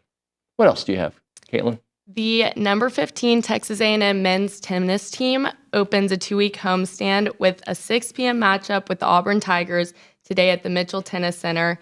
The Tigers are currently 2-2 in SEC play, with both losses being away matches, and Auburn has claimed 2 SEC home wins against Vanderbilt and Georgia. Excellent stuff there. Give me one more. The two teams met in conference play last season in Auburn's territory, with the Tigers pulling off a 5-2 victory. Senior Luke Casper and Tokak claimed the Aggies 2 points of the match in singles action. All right, I see some of you are sending in some texts for Trev Alberts. We'll try to get some of those in if time permits. If you do have a question for Trev about the state of A&M athletics, especially after that massive deal that was signed, text us 979-693-1150. Trev's already in the lobby. He'll be here in a minute. Billy Lucci already in the lobby. He'll be here in a minute. I'll be here too. I'm moving my hands a lot. It's TexAgs Live. We'll see you in 2 and 2.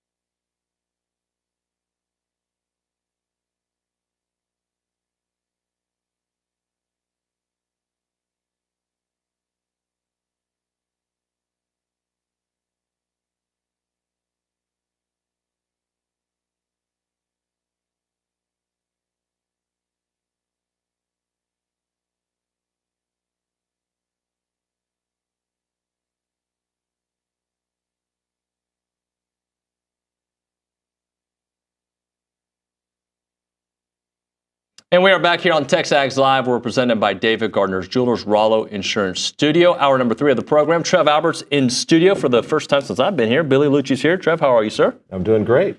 So I wrote this down. 358 days and 51 weeks ago today, you were hired as the athletic director at Texas A&M. Just kind of sum up this first year.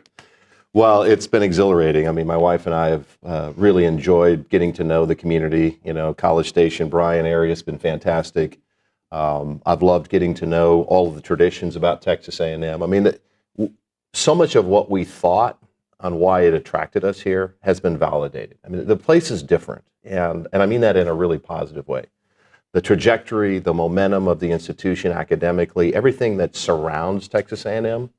And I know we'll get into this, but as you think about, you know, the future iterations of what's happening in college athletics, I just continue to believe that Texas A&M is one of these uniquely positioned institutions that, with some, you know, unity of purpose, we've got an opportunity to do uncommon things here. And so we've been really energized by that. It's been a lot of work. I'm also just really appreciative of our staff. I mean, we have really great people who care about Texas A&M athletics. Fun to work with them. I love General Welsh. He's a leader's leader. Mm-hmm. I mean, he's just a remarkable individual. So it's been a lot of fun. And by the way, we have really good coaches here. Yeah. So I give a lot of credit to past leadership in terms of identifying quality human beings that represent the values of A&M. It's been a real honor and a privilege to get to serve in this role. Well, Trev, in the last year, it's been great getting to know you and what you're about. And I think really fascinating. Every time there's an athletic director, they're different. But I think in terms of your vision for where this is going, I think where college athletics was in 2025, your vision, your personality were what brought you here from let's say the A&M side. You've talked about what brought you guys over here as a family. You mentioned unity of purpose, and that has been something that I feel like so many that have come in and left, whether it's coaches, whether it's athletic directors, administrators, that's one of the things that, you know, just being blunt, has been lacking. Has that been something that you and the powers that be here at A&M, that the people that are in charge today have been working hard at in the past year? Yeah, I mean, I think that there has to be a concerted effort from leadership to say, look, you know, we can all see the opportunity in front of us. Yeah. But at the end of the day, you know, in my experience, it doesn't matter if you're talking about a church or a business, TexAgs, whatever it is. If there's not alignment with leadership and there's not a willingness to lock arms, it doesn't mean you're going to love each other all the time. You probably have disagreements. But if you're not willing to lock arms and say, why am I here? Am I here for Trev Alberts? Or am I here to do what's in the best long-term interest of Texas A&M? And I really am confident. You know, we've made a lot of progress. I can tell you that General Welsh, Mike Elko, and I, Buzzwood, like, there's alignment. I mean, we are trying to do, we'll be wrong, but we are trying to do long-term what's in the best interest of Texas A&M. And I think the more you do that, and the more you talk about it, and the more you challenge people, this isn't about any individual, any organization. It's like, at the end of the day, why are you here? And it ought to be for Texas A&M. And if that's why we're here, we have a chance to do some uncommon things. And I think you're starting to see some of that come together, and it's really exciting to me because I didn't win a national championship, but I had the privilege of watching it. Yeah. And I lived it as a student athlete. And I'm just going to tell you that you can do amazing things if you're aligned. And I'm not just saying, you know, aligned. I'm talking about a very clear, communicable strategy and vision about where we are today, where we want to go, and how we're going to get there. And then unabashedly go chase it. And that's what we're trying to do. How hard is it? Obviously, when you're talking about just staying linear within the vision, within the department, but how hard is that? Do you feel like you guys are, or you specifically, maybe as an athletic director, chasing a moving target with, I feel like college athletics now, it's like trying to predict global affairs, like, you know, the politics of the world and, you know, this peace and unity around the whole world. Like, when you're looking down the road a month, a year, and knowing that there's a decent chance that might change in terms of college athletics, how difficult is that as a leader? Well, and I think that's primarily what my job is, Billy, because, and when we talk about unity of purpose, I mean, that's the reality, right? Like, we're moving from a vision that most everybody who watches this, when you think about college athletics, it's hard to understand, but the way it used to operate is changing, and it's going to look significantly different over here. It doesn't mean that we're championing it. It's just a reality, and we have a simple choice to either adjust, adapt, and be flexible and create a strategy given this new reality, or we can sit over here and say, well, that's not really what we're comfortable with. I'm not comfortable with a lot of this stuff. So I feel like my job is to educate and advocate as best I can. And so I do as much as I can. I meet with the Board of Regents in executive session. I try to explain as best we can. And to your point, there are times where you say, here's what's happening, and literally 3 months later, the goalpost moves, and you have to be careful. Well, did he not know what he was talking about, or did he lie to us? And that's the challenge. They're not reading all that. It's moving so fast. But I promise you that I live it every day, and this place is going to be okay. Yeah. We're going to be fine.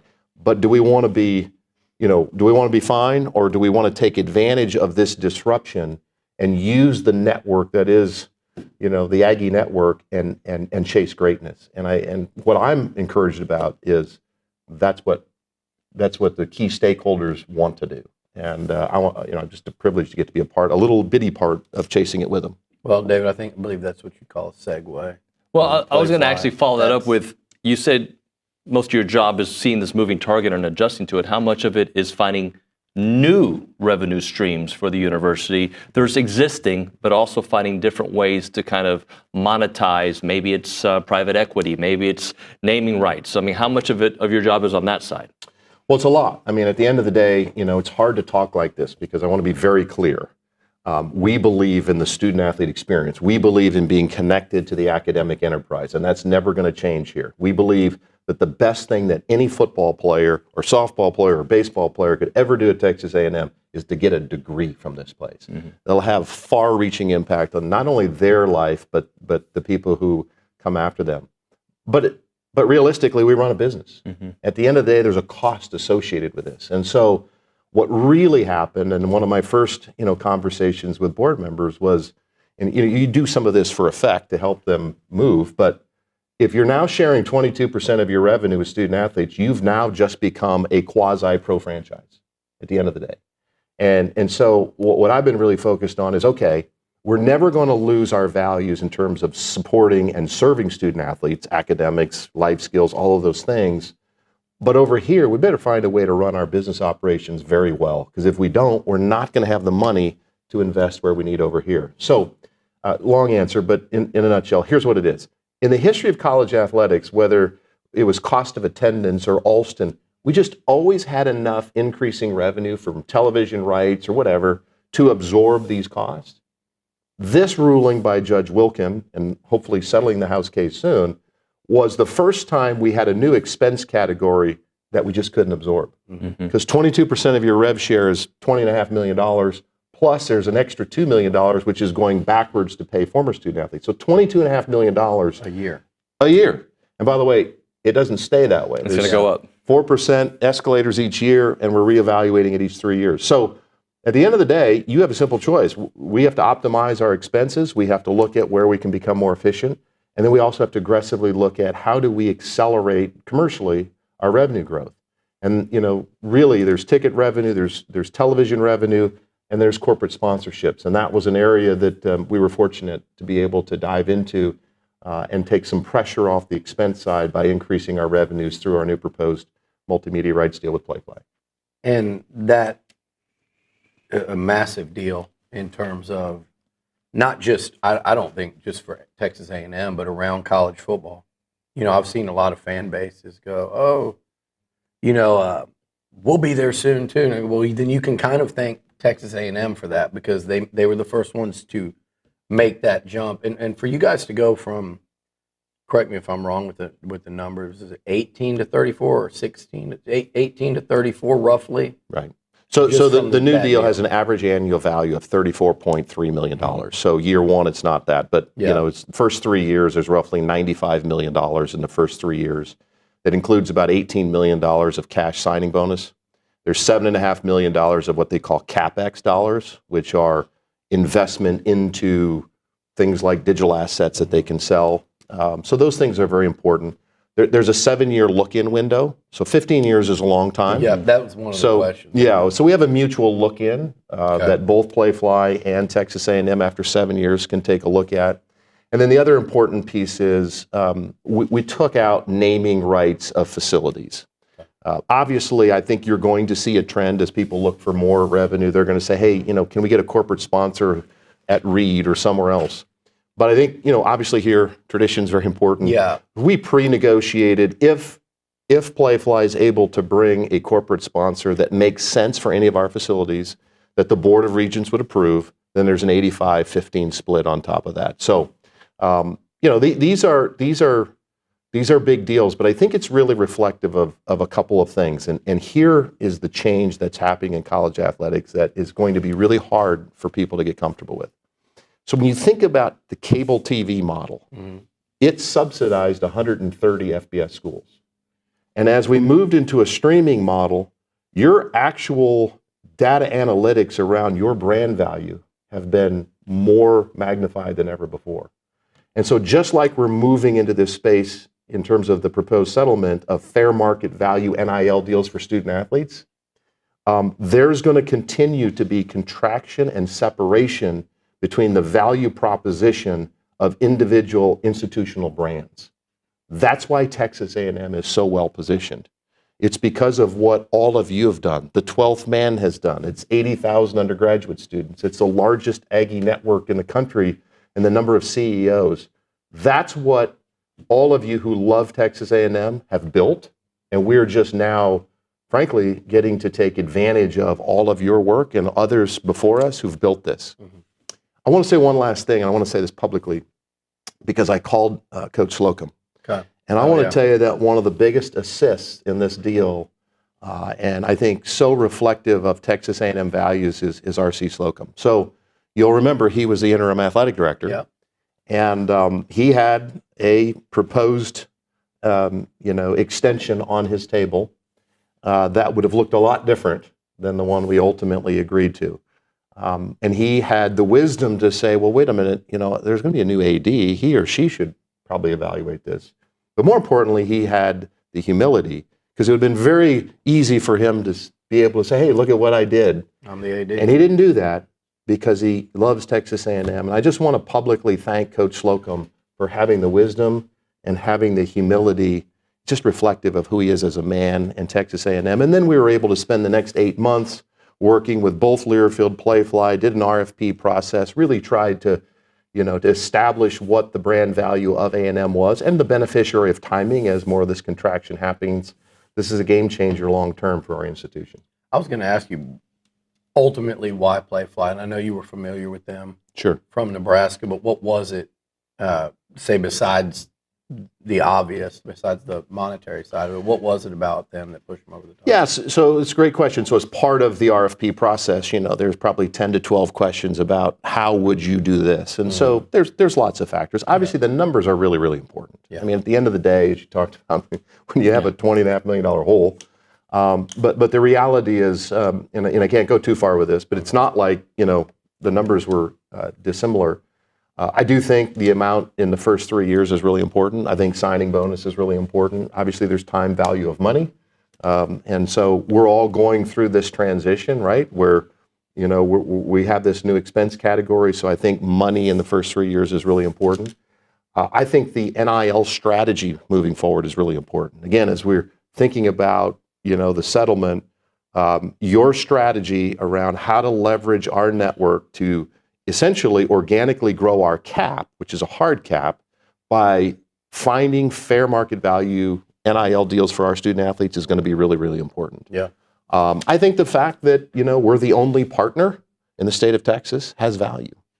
100% of Playfly's focus is going to be on Texas A&M athletics. I think the fact that 35% of their business is pro, 35% of their balance sheet is revenue through their relationships with pro franchises. I think that as we move into this, sort of pro mentality in certain areas, I think that business expertise is really good.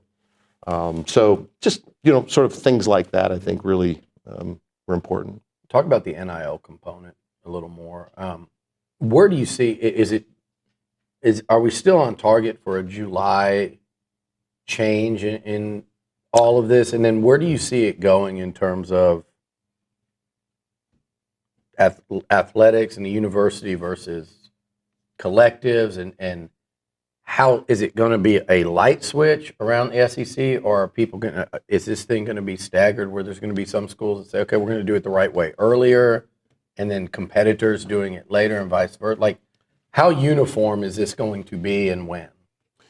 Well, I think two things is the attempt is to bring stability to the industry and then a sense of fairness. And if you think about those two overriding, sort of North Stars, and you start with that, I think at the end of the day, we need to have stability by having clearly created rules. So I think Judge Wilkin announced, maybe even yesterday, moving forward with that April 8th date of determining final resolution. So in theory, it's not July 1st. July 1st is the date that the institution can actually physically sign deals to pay student athletes, okay?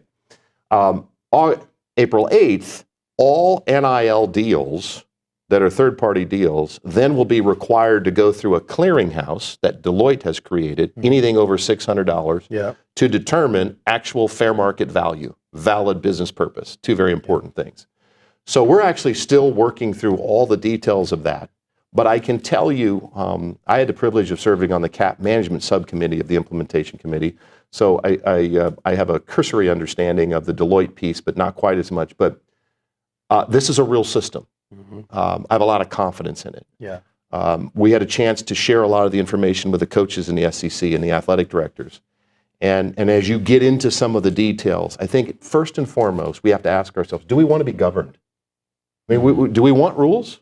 I mean, we all say we want rules. No, it's a great question because I don't know if you can answer that. We all, because right, like, but everybody should. Everybody laments that this is unsustainable. There's no rules. There's no stability in the system, and there's no sense of fairness. So we asked our coaches, do you want to be governed? And the answer is yes. But we want to make sure that Oregon's being governed.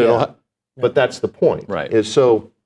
I think as part of this, we're confident that the House case is going to settle, and it's going to be a new day in college athletics. And we just need to be honest about the fact that we're prioritizing progress over perfect. And don't be, defensive when one of you might rightly point out a hole that needs to be adjusted. I mean, we talk, coaches, my coach would always talk about in the middle of a game, you have to be able to be flexible, adjust, and adapt to what you're seeing on the field. Well, we as leaders in college athletics, we need to be adjustable and adapt and be flexible to the realities that come our way. So I think I'm excited about it. There's a lot of work to do. There's ultimately probably 5 to 10 questions the commissioners are going to have to sort of sort through. But I think we are creating a sustainable system that will help govern the A4 in college athletics moving forward. And I think it's the best thing that could happen to us. The new settlement allows for expanded rosters, scholarship limits. How does that impact, especially the Olympic sports at Texas A&M? And is that still an evolving process? Well, it is and it isn't. There's some nuance to all of that too, right? So as part of the House case, there are now roster limits in certain sports. So just to give you an example, and these are really hard things. We're going to have 19% fewer student athletes than we currently have as a result of the settlement. These are roster limits so you can imagine the position that it puts some of our coaches in. Billy, you haven't done anything wrong. We love you. But unfortunately, we don't have a roster spot for you. So the reason we got sued, I'm sorry to use you as an example, but you're an easy low-hanging. But the reason we got sued is we tried to legislate competitive equity nationally through the NCAA. So every baseball program had 11.7 scholarships. And in theory, XYZ baseball program had the same chance to win as Texas A&M. We all knew that probably wasn't realistic based on other resources. But so we had 255 student athletes on scholarship prior to the deal. And now we'll have the capability of having 410 on scholarship as a result of the House case. Now, the difference at Texas A&M is we're the only school in the SEC, remember now Title IX, that has proportionality challenges relative to our peers. So we actually have more male students at Texas A&M than female. Right. So a lot of the rules that got created, which helped those schools both financially and Title IX, actually were counterproductive to Texas A&M. But we're okay. We can create a strategy within that. But based on some of these resources, Texas A&M is going to be in the rare position to be able to fund scholarships in each of those roster spots.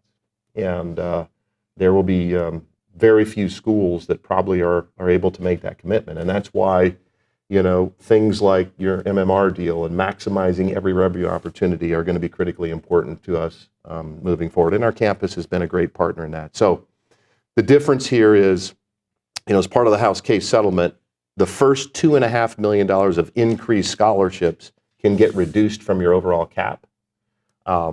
Some schools and conferences are not going to increase scholarships. Some are going to use the whole $20.5 million cap. In the SEC, we've essentially agreed to increase scholarships $2.5 million. So our hard cap is 18. So what I'm most pleased about, and all of this can change based on the realities that move forward, but at Texas A&M, philosophical commitment to retain all of our sports and to be able to increase the scholarships in a way and use rev share in a way that allow every one of our programs to chase conference and national championships. And as an athletic director who's lived the alternative, it's a really good feeling. Right. And so that's the strategy and vision going forward. Talking about the chasing championships, that's a daily thing over here. Some sports are closer than others, just like anywhere you go. Take me through, I guess, I've never asked you about this, your approach in terms of evaluating coaches. Is that a everyday thing? You follow every single result? Do you watch the momentum or lack thereof? Do you evaluate mid-season, end of season? What's your approach? Well, it's a great question, and I'll tell you that I think there's so much as part of an evaluation, and then, of course, I pay attention to all the results. I try to go to as many home contests for all of our sports as possible. Sometimes it's logistically, not possible. Yeah. But first, what I want to do is I want to create the culture from the administration. I mean, it's easy to sit back as an administrator and say, XYZ coach is not getting it done. Let's get rid of him or her. The reality is the administration operating in a way and have a culture that's actually serving those coaches at the highest level, right? Like, it takes time, number one, to do that. Number two, it takes time to develop trust and confidence in the relationship between the AD and the coach. Remember, other than Coach Earley, all of these coaches were hired by other folks who have been told by other leaders, here's what you know. Yeah. And then the world changed on us. And so for me, especially as you're transitioning, stability is important, I think. But as you're transitioning into some unknowns, I think that factors into it. But I just want to make sure, first and foremost, I don't feel comfortable holding coaches accountable if I'm not confident that the administration is running in a way at an elite level to serve them as coaches. Because I think sometimes it's easy to sit back and just, well, that's their program. Right. The only way you're going to win championships is if the relationship between athletics and campus is at an elite level. Think it is. The athletic department administratively are doing their jobs. I mean, we got to work. And then ultimately, those coaches will be held accountable based on that. I've often thought about, too, as you get into the rev share era and you think about who's getting what, there's going to be differences. It is absolutely true that a coach at Texas A&M, based on where we choose to allocate our rev share, could say, I have no chance of beating Florida and LSU because that coach is getting twice as much rev share. And that's true. Yeah. And that's the cultural shift in athletics that we didn't have when the NCAA sort of legislated competitive equity. So there's a lot to it, but we're working really hard administratively to make sure that we've got our systems in place that we can actually do a fair evaluation of our coaches. That also sounds, I'm sitting here, when you're talking about these examples, I'm sitting here thinking, as a coach and putting myself in your shoes, that sounds like a lot of strong personal relationships that the athletic director has to form. How easy or tough has that been in only a year's time? Well, I mean, it's like we're all humans, I could be harder for you to get to know than, some of your coworkers. Yeah. So I think each coach is different. We've worked really hard. I mean, we have consistent head coaches meetings. Yeah. And one of the things that I've said before, and I believe in so much, successful organizations believe in radical transparency. And so what I've tried to do, both with our executive staff, our sport administrators, and our head coaches, is they know everything. Mm-hmm. And part of knowing everything is our finances. Mm-hmm. And so I think part of it is you earn trust from people by being genuine and being transparent.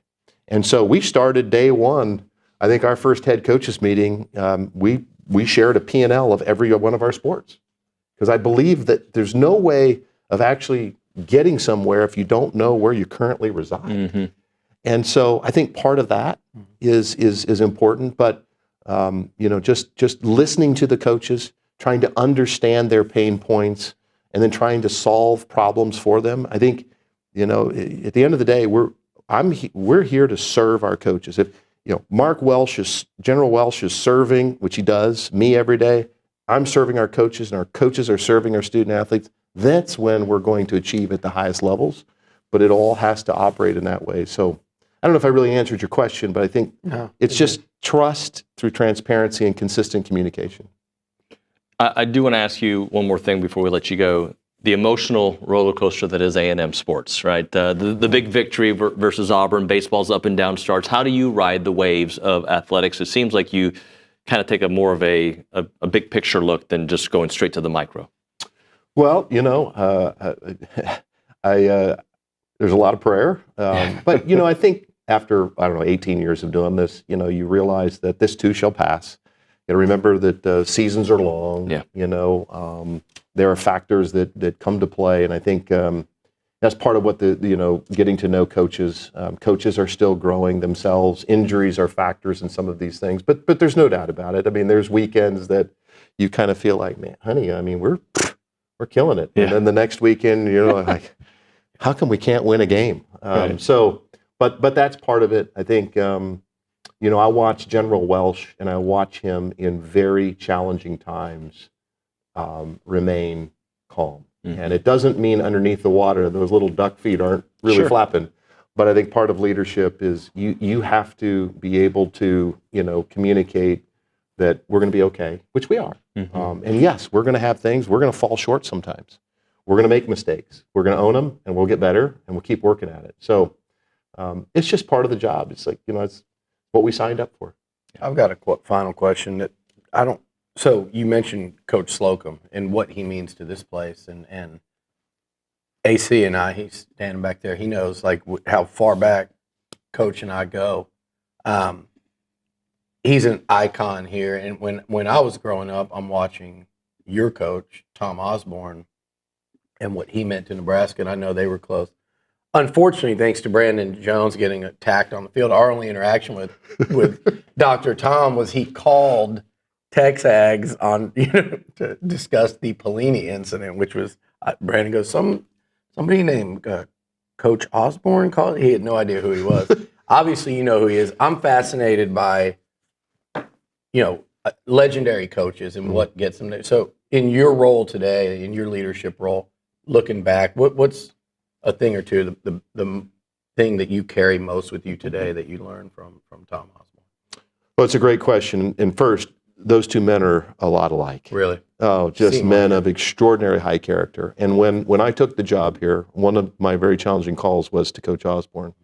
And he immediately expressed his admiration for R.C. Slocum, which I thought was really cool. But, I watched Coach Osborne, and most importantly, and I think the same thing with Coach Slocum, is they are who they purport to be, right? Yeah. Genuine, they're real, there's nothing fake about them, and they have a heart of service. I mean, Coach Osborne, and I don't believe R.C. Slocum, ever got into coaching to try to get rich.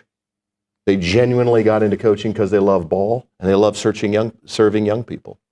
And but most importantly, just men of integrity who do the right thing for the right reason. It's and it's something that challenges me every day. Like, there are decisions that we'll have to make here that may not be in my personal best interest, either personally or professionally. But at the end of the day, if if we're doing what's in the best interest of Texas A&M, those are the right decisions, even if they're hard. Make those decisions, and in the end, you've got something sustainable. Trev, thank you so much for coming in. Appreciate your time very much. This was great. Thank you, guys. Appreciate it. Thanks for having me. All right, we'll hit a break. We'll come back with a short segment on the other side, the fan show, and more. It's TexAgs Live.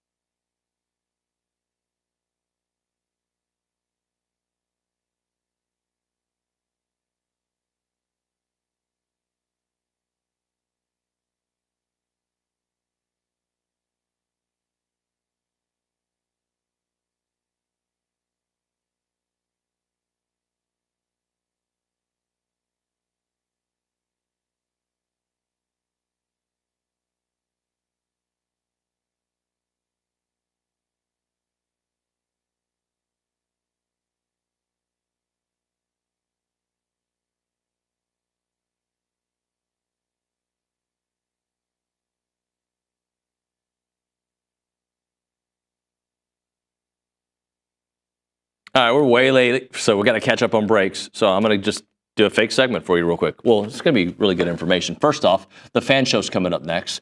I want to hear from you guys about what you thought about that interview from Trev. Were most of those answers or questions answered for you? 979-693-1150 with the Fan Show guys here in the next segment. Their thoughts on that. But I got to hit another break. Sorry, it's just sometimes how it works. Your car wash tradition with the friendliest staff and our personal touches, Aggieland Express Car Wash. They've got 2 great locations. The one on William D. Fitch, that's the original, and the newest location on Texas Avenue South across. You have all the car wash options that you want at both locations. But the newest one, it's got the full service wash, and we're going to give a free one away. They'll do everything, by the way, for you. We're going to give away the basic full wash for a $40 value, 979-693-1150. The first caller is going to get themselves a free car wash from Aggieland Express Car Wash. Why did I say Aggieland like that? Aggieland Express Car Wash on Texas Avenue. Caller number 1, go.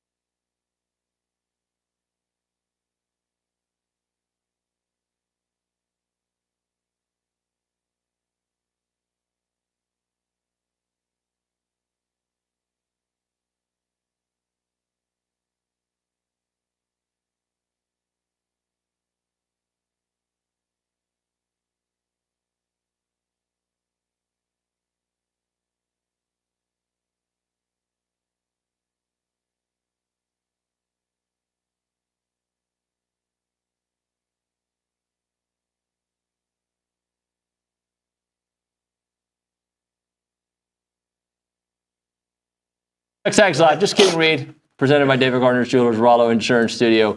The Fan Show, guys. Sorry we're so late, guys, but we had a captivating interview with Trev Alberts. That was an absolutely outstanding interview. I was telling my friend Jonna, because this is kind of what she's studying, this kind of stuff with NIL and all this stuff. Like, you need to take that video, run through AI, and get the full transcript for that interview. It was fantastic. I feel bad for the listeners having us follow that up. That's tough. Well, there was a part of me was like, well, I kind of need to digest with Billy, but I got freaking Roy and Matt back there. I feel like I got to. Sorry, Billy, you got to go. You totally could have slagged us off. Yeah. We were out there just gaining nothing but knowledge from Bronny, anyways. Of course. The lobby lizard, as they call him. Caitlin Torniak Caitlin Torn at the Angry Elephant News and Social Center. Start it off. Well, what is on y'all's minds?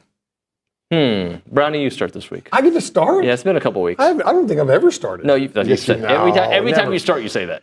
Oh, well, what a week. Weird, huh? I mean, boy, you're talking about, like, all I could picture, especially with Aggie basketball, was that scene with Harry and Lloyd, on some desolate Nebraska highway. And he pulls up on the hog, and he goes, "This is Dumb and Dumber." Dumb and Dumber. Yeah, I haven't watched. He goes, "You totally redeemed yourself, right?" And so that's kind of the way I felt in regards to Aggie basketball. Just going, I mean, we could not have been lower. You're going off a 4-game losing streak. You lost to a couple of games you had no business losing. Now, granted, Tennessee and Florida are good basketball teams, but to lose to Florida the way we did in pretty embarrassing fashion. I know that they're an excellent basketball team, but to go from that and then going into Auburn, you're going, this has been by far, in a way, no doubt about it, the best team in college basketball all season. And to have them at home and then to turn around and play the way we did. I mean, the thing is that I took from that game is that in that game, we didn't have the offensive lulls, the long stretches that we have. We played well on offense, and look what happened. We beat the best team. We went back to the basics. We played good defense. We offensive rebounded as well as we've done all season against a monster team. I mean, those guys are huge, and our offensive rebounding was amazing, but our offense was just on fire. Yeah. And you play like that, I don't know if anybody can beat us. That's the question, though. Can we continue to play like that? That'll be the question going into the rest of this. You glossed over me telling you I haven't watched Dumb and Dumber. I caught that. Wait. You've never seen Dumb and Dumber? Okay. I don't think I would like it because I'm not a Jim Carrey guy. The only movie I liked Jim Carrey in was the Andy Kaufman Story. And that was more acting than anything. That was really... I don't like Jim Carrey movies. The animal, what's it called? The pet detective guy, Ace Ventura? Didn't like. I tried. I almost vomited.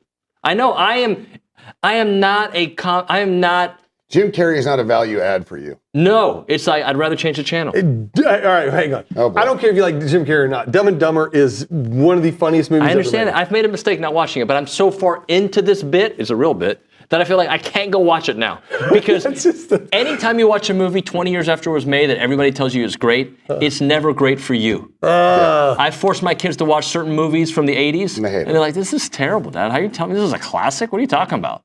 Like Die Hard? Yeah, Die Hard's a classic. They watch it like, this is terrible. Well, hey, I haven't watched Goonies. Nobody hates Goonies from the 80s. But I think that's just... I just think that's a terrible. I think that's a terrible way to go. I recognize that it's a terrible. I recognize it, but I don't like Jim Carrey as an actor. Hey, Bible's been around for 2,000 years. I love that book. It's a great book. Hey, people get into it, and they still find lots of value in it. You'll find value. In I am not going to compare Jesus to Jim Carrey. No, I'm not either. I'm not really I think either. you just did. Bit of a straight line there. It's a little dangerous. Anywho, all right, Roy, what's on your mind this morning? Cultures here on TexAgs. Roy, go ahead.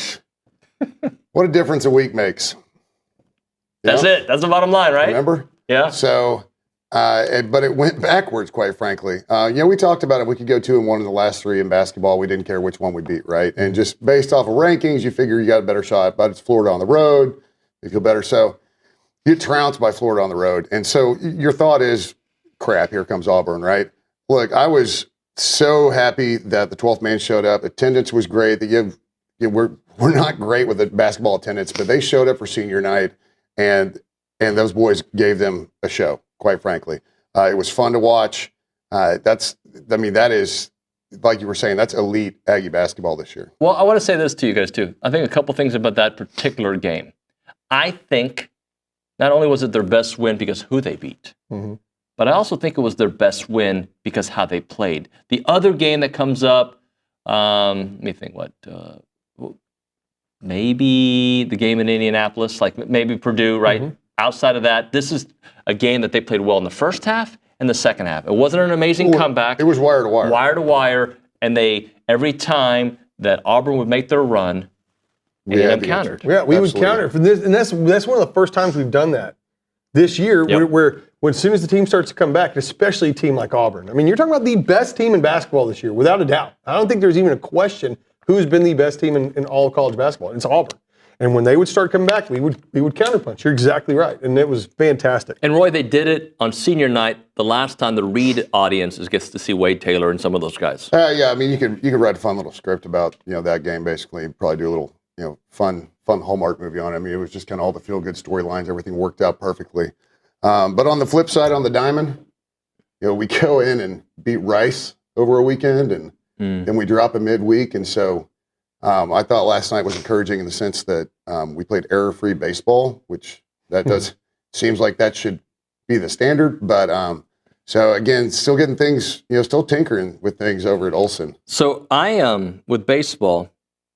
It's early. It is early. Pun intended. Yeah, no, it is early. Mm-hmm. And I know this about myself. A couple times I stick on the boat too long. I stuck on the boat too long for Connor at the end, even though I still think Connor could have been successful, right? Like I was not ready to pull the trigger because of my idea of what Connor can be. And with Coach Earley, it's so early in his coaching career.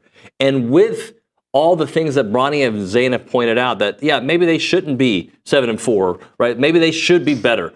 But they are dealing with two all-stars in their lineup gone. Their closer that they expected gone. Like other production from guys that became mainstays in that lineup who moved on. Like it's not like you snap your fingers and you are who you are. I just hope I can start getting that feeling like, they've turned the corner. Well, baseball is but baseball is just such a strange game compared to the other sports. Baseball is always going to be a little bit different. And every single team, all these top teams are going to have lulls. They're going to have a couple of game losing streaks throughout the season. My hope is that we're getting ours out early. Yeah, I mean, he's still tinkering with it. And people asking about what Early's buyout is. Like, just shut up. But, he's still tinkering with things. And there's that those injuries. That is a massive amount of production that we're missing, one of which isn't going to come back this year. Right.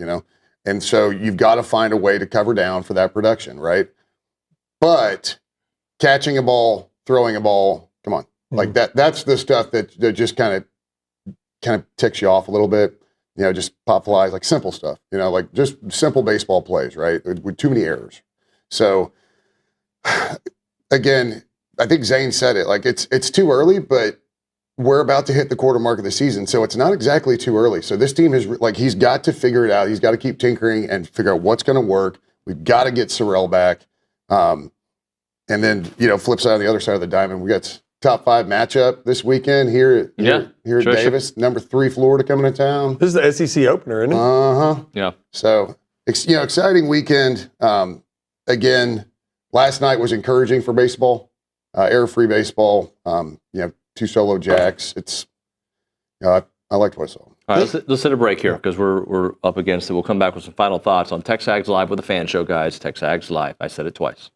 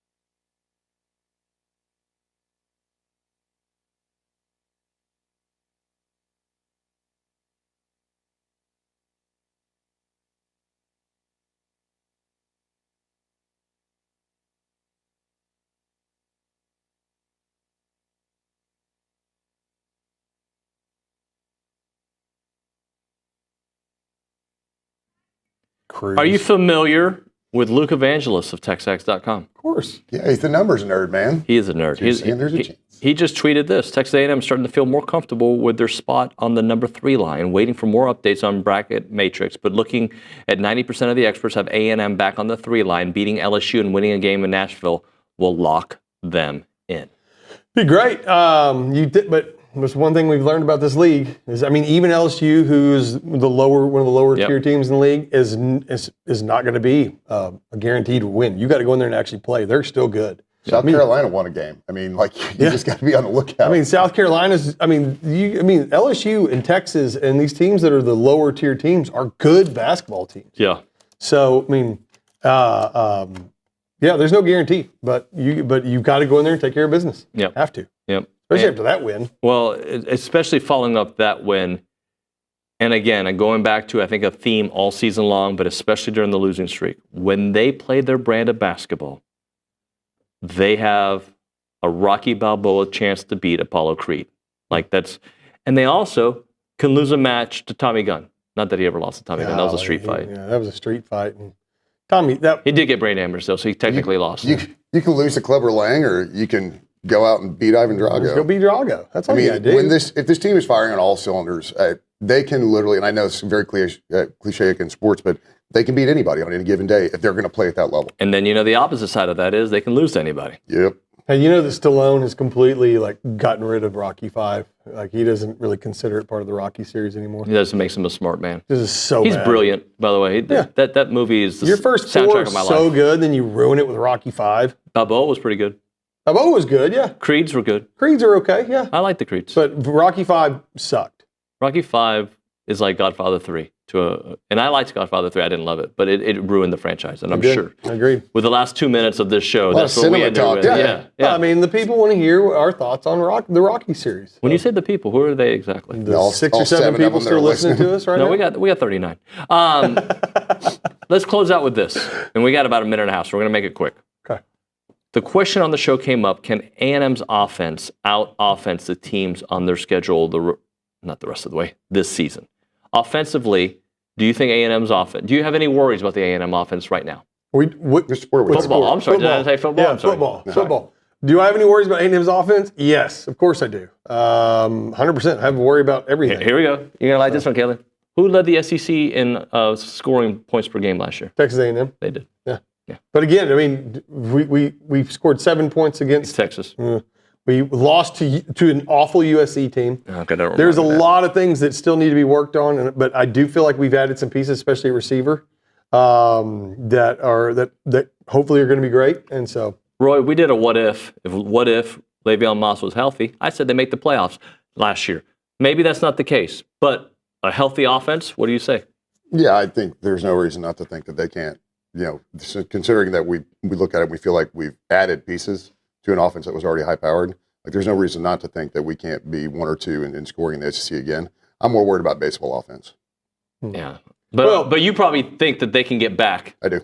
To that. And Marcel hit. And Marcel won a whole offseason being the guy. He's going to learn a lot and get way better. Gentlemen, this was fun. Thanks, David. I know it's short, but so much fun watching Terrence Keel. Yeah, he's been fun. So TK's fun. been fun. All right, that's going to do it for TexAgs Live on a Thursday. Tomorrow on the program, the baseball bunch, minus Scott Clendenin. He's busy. He's got stuff.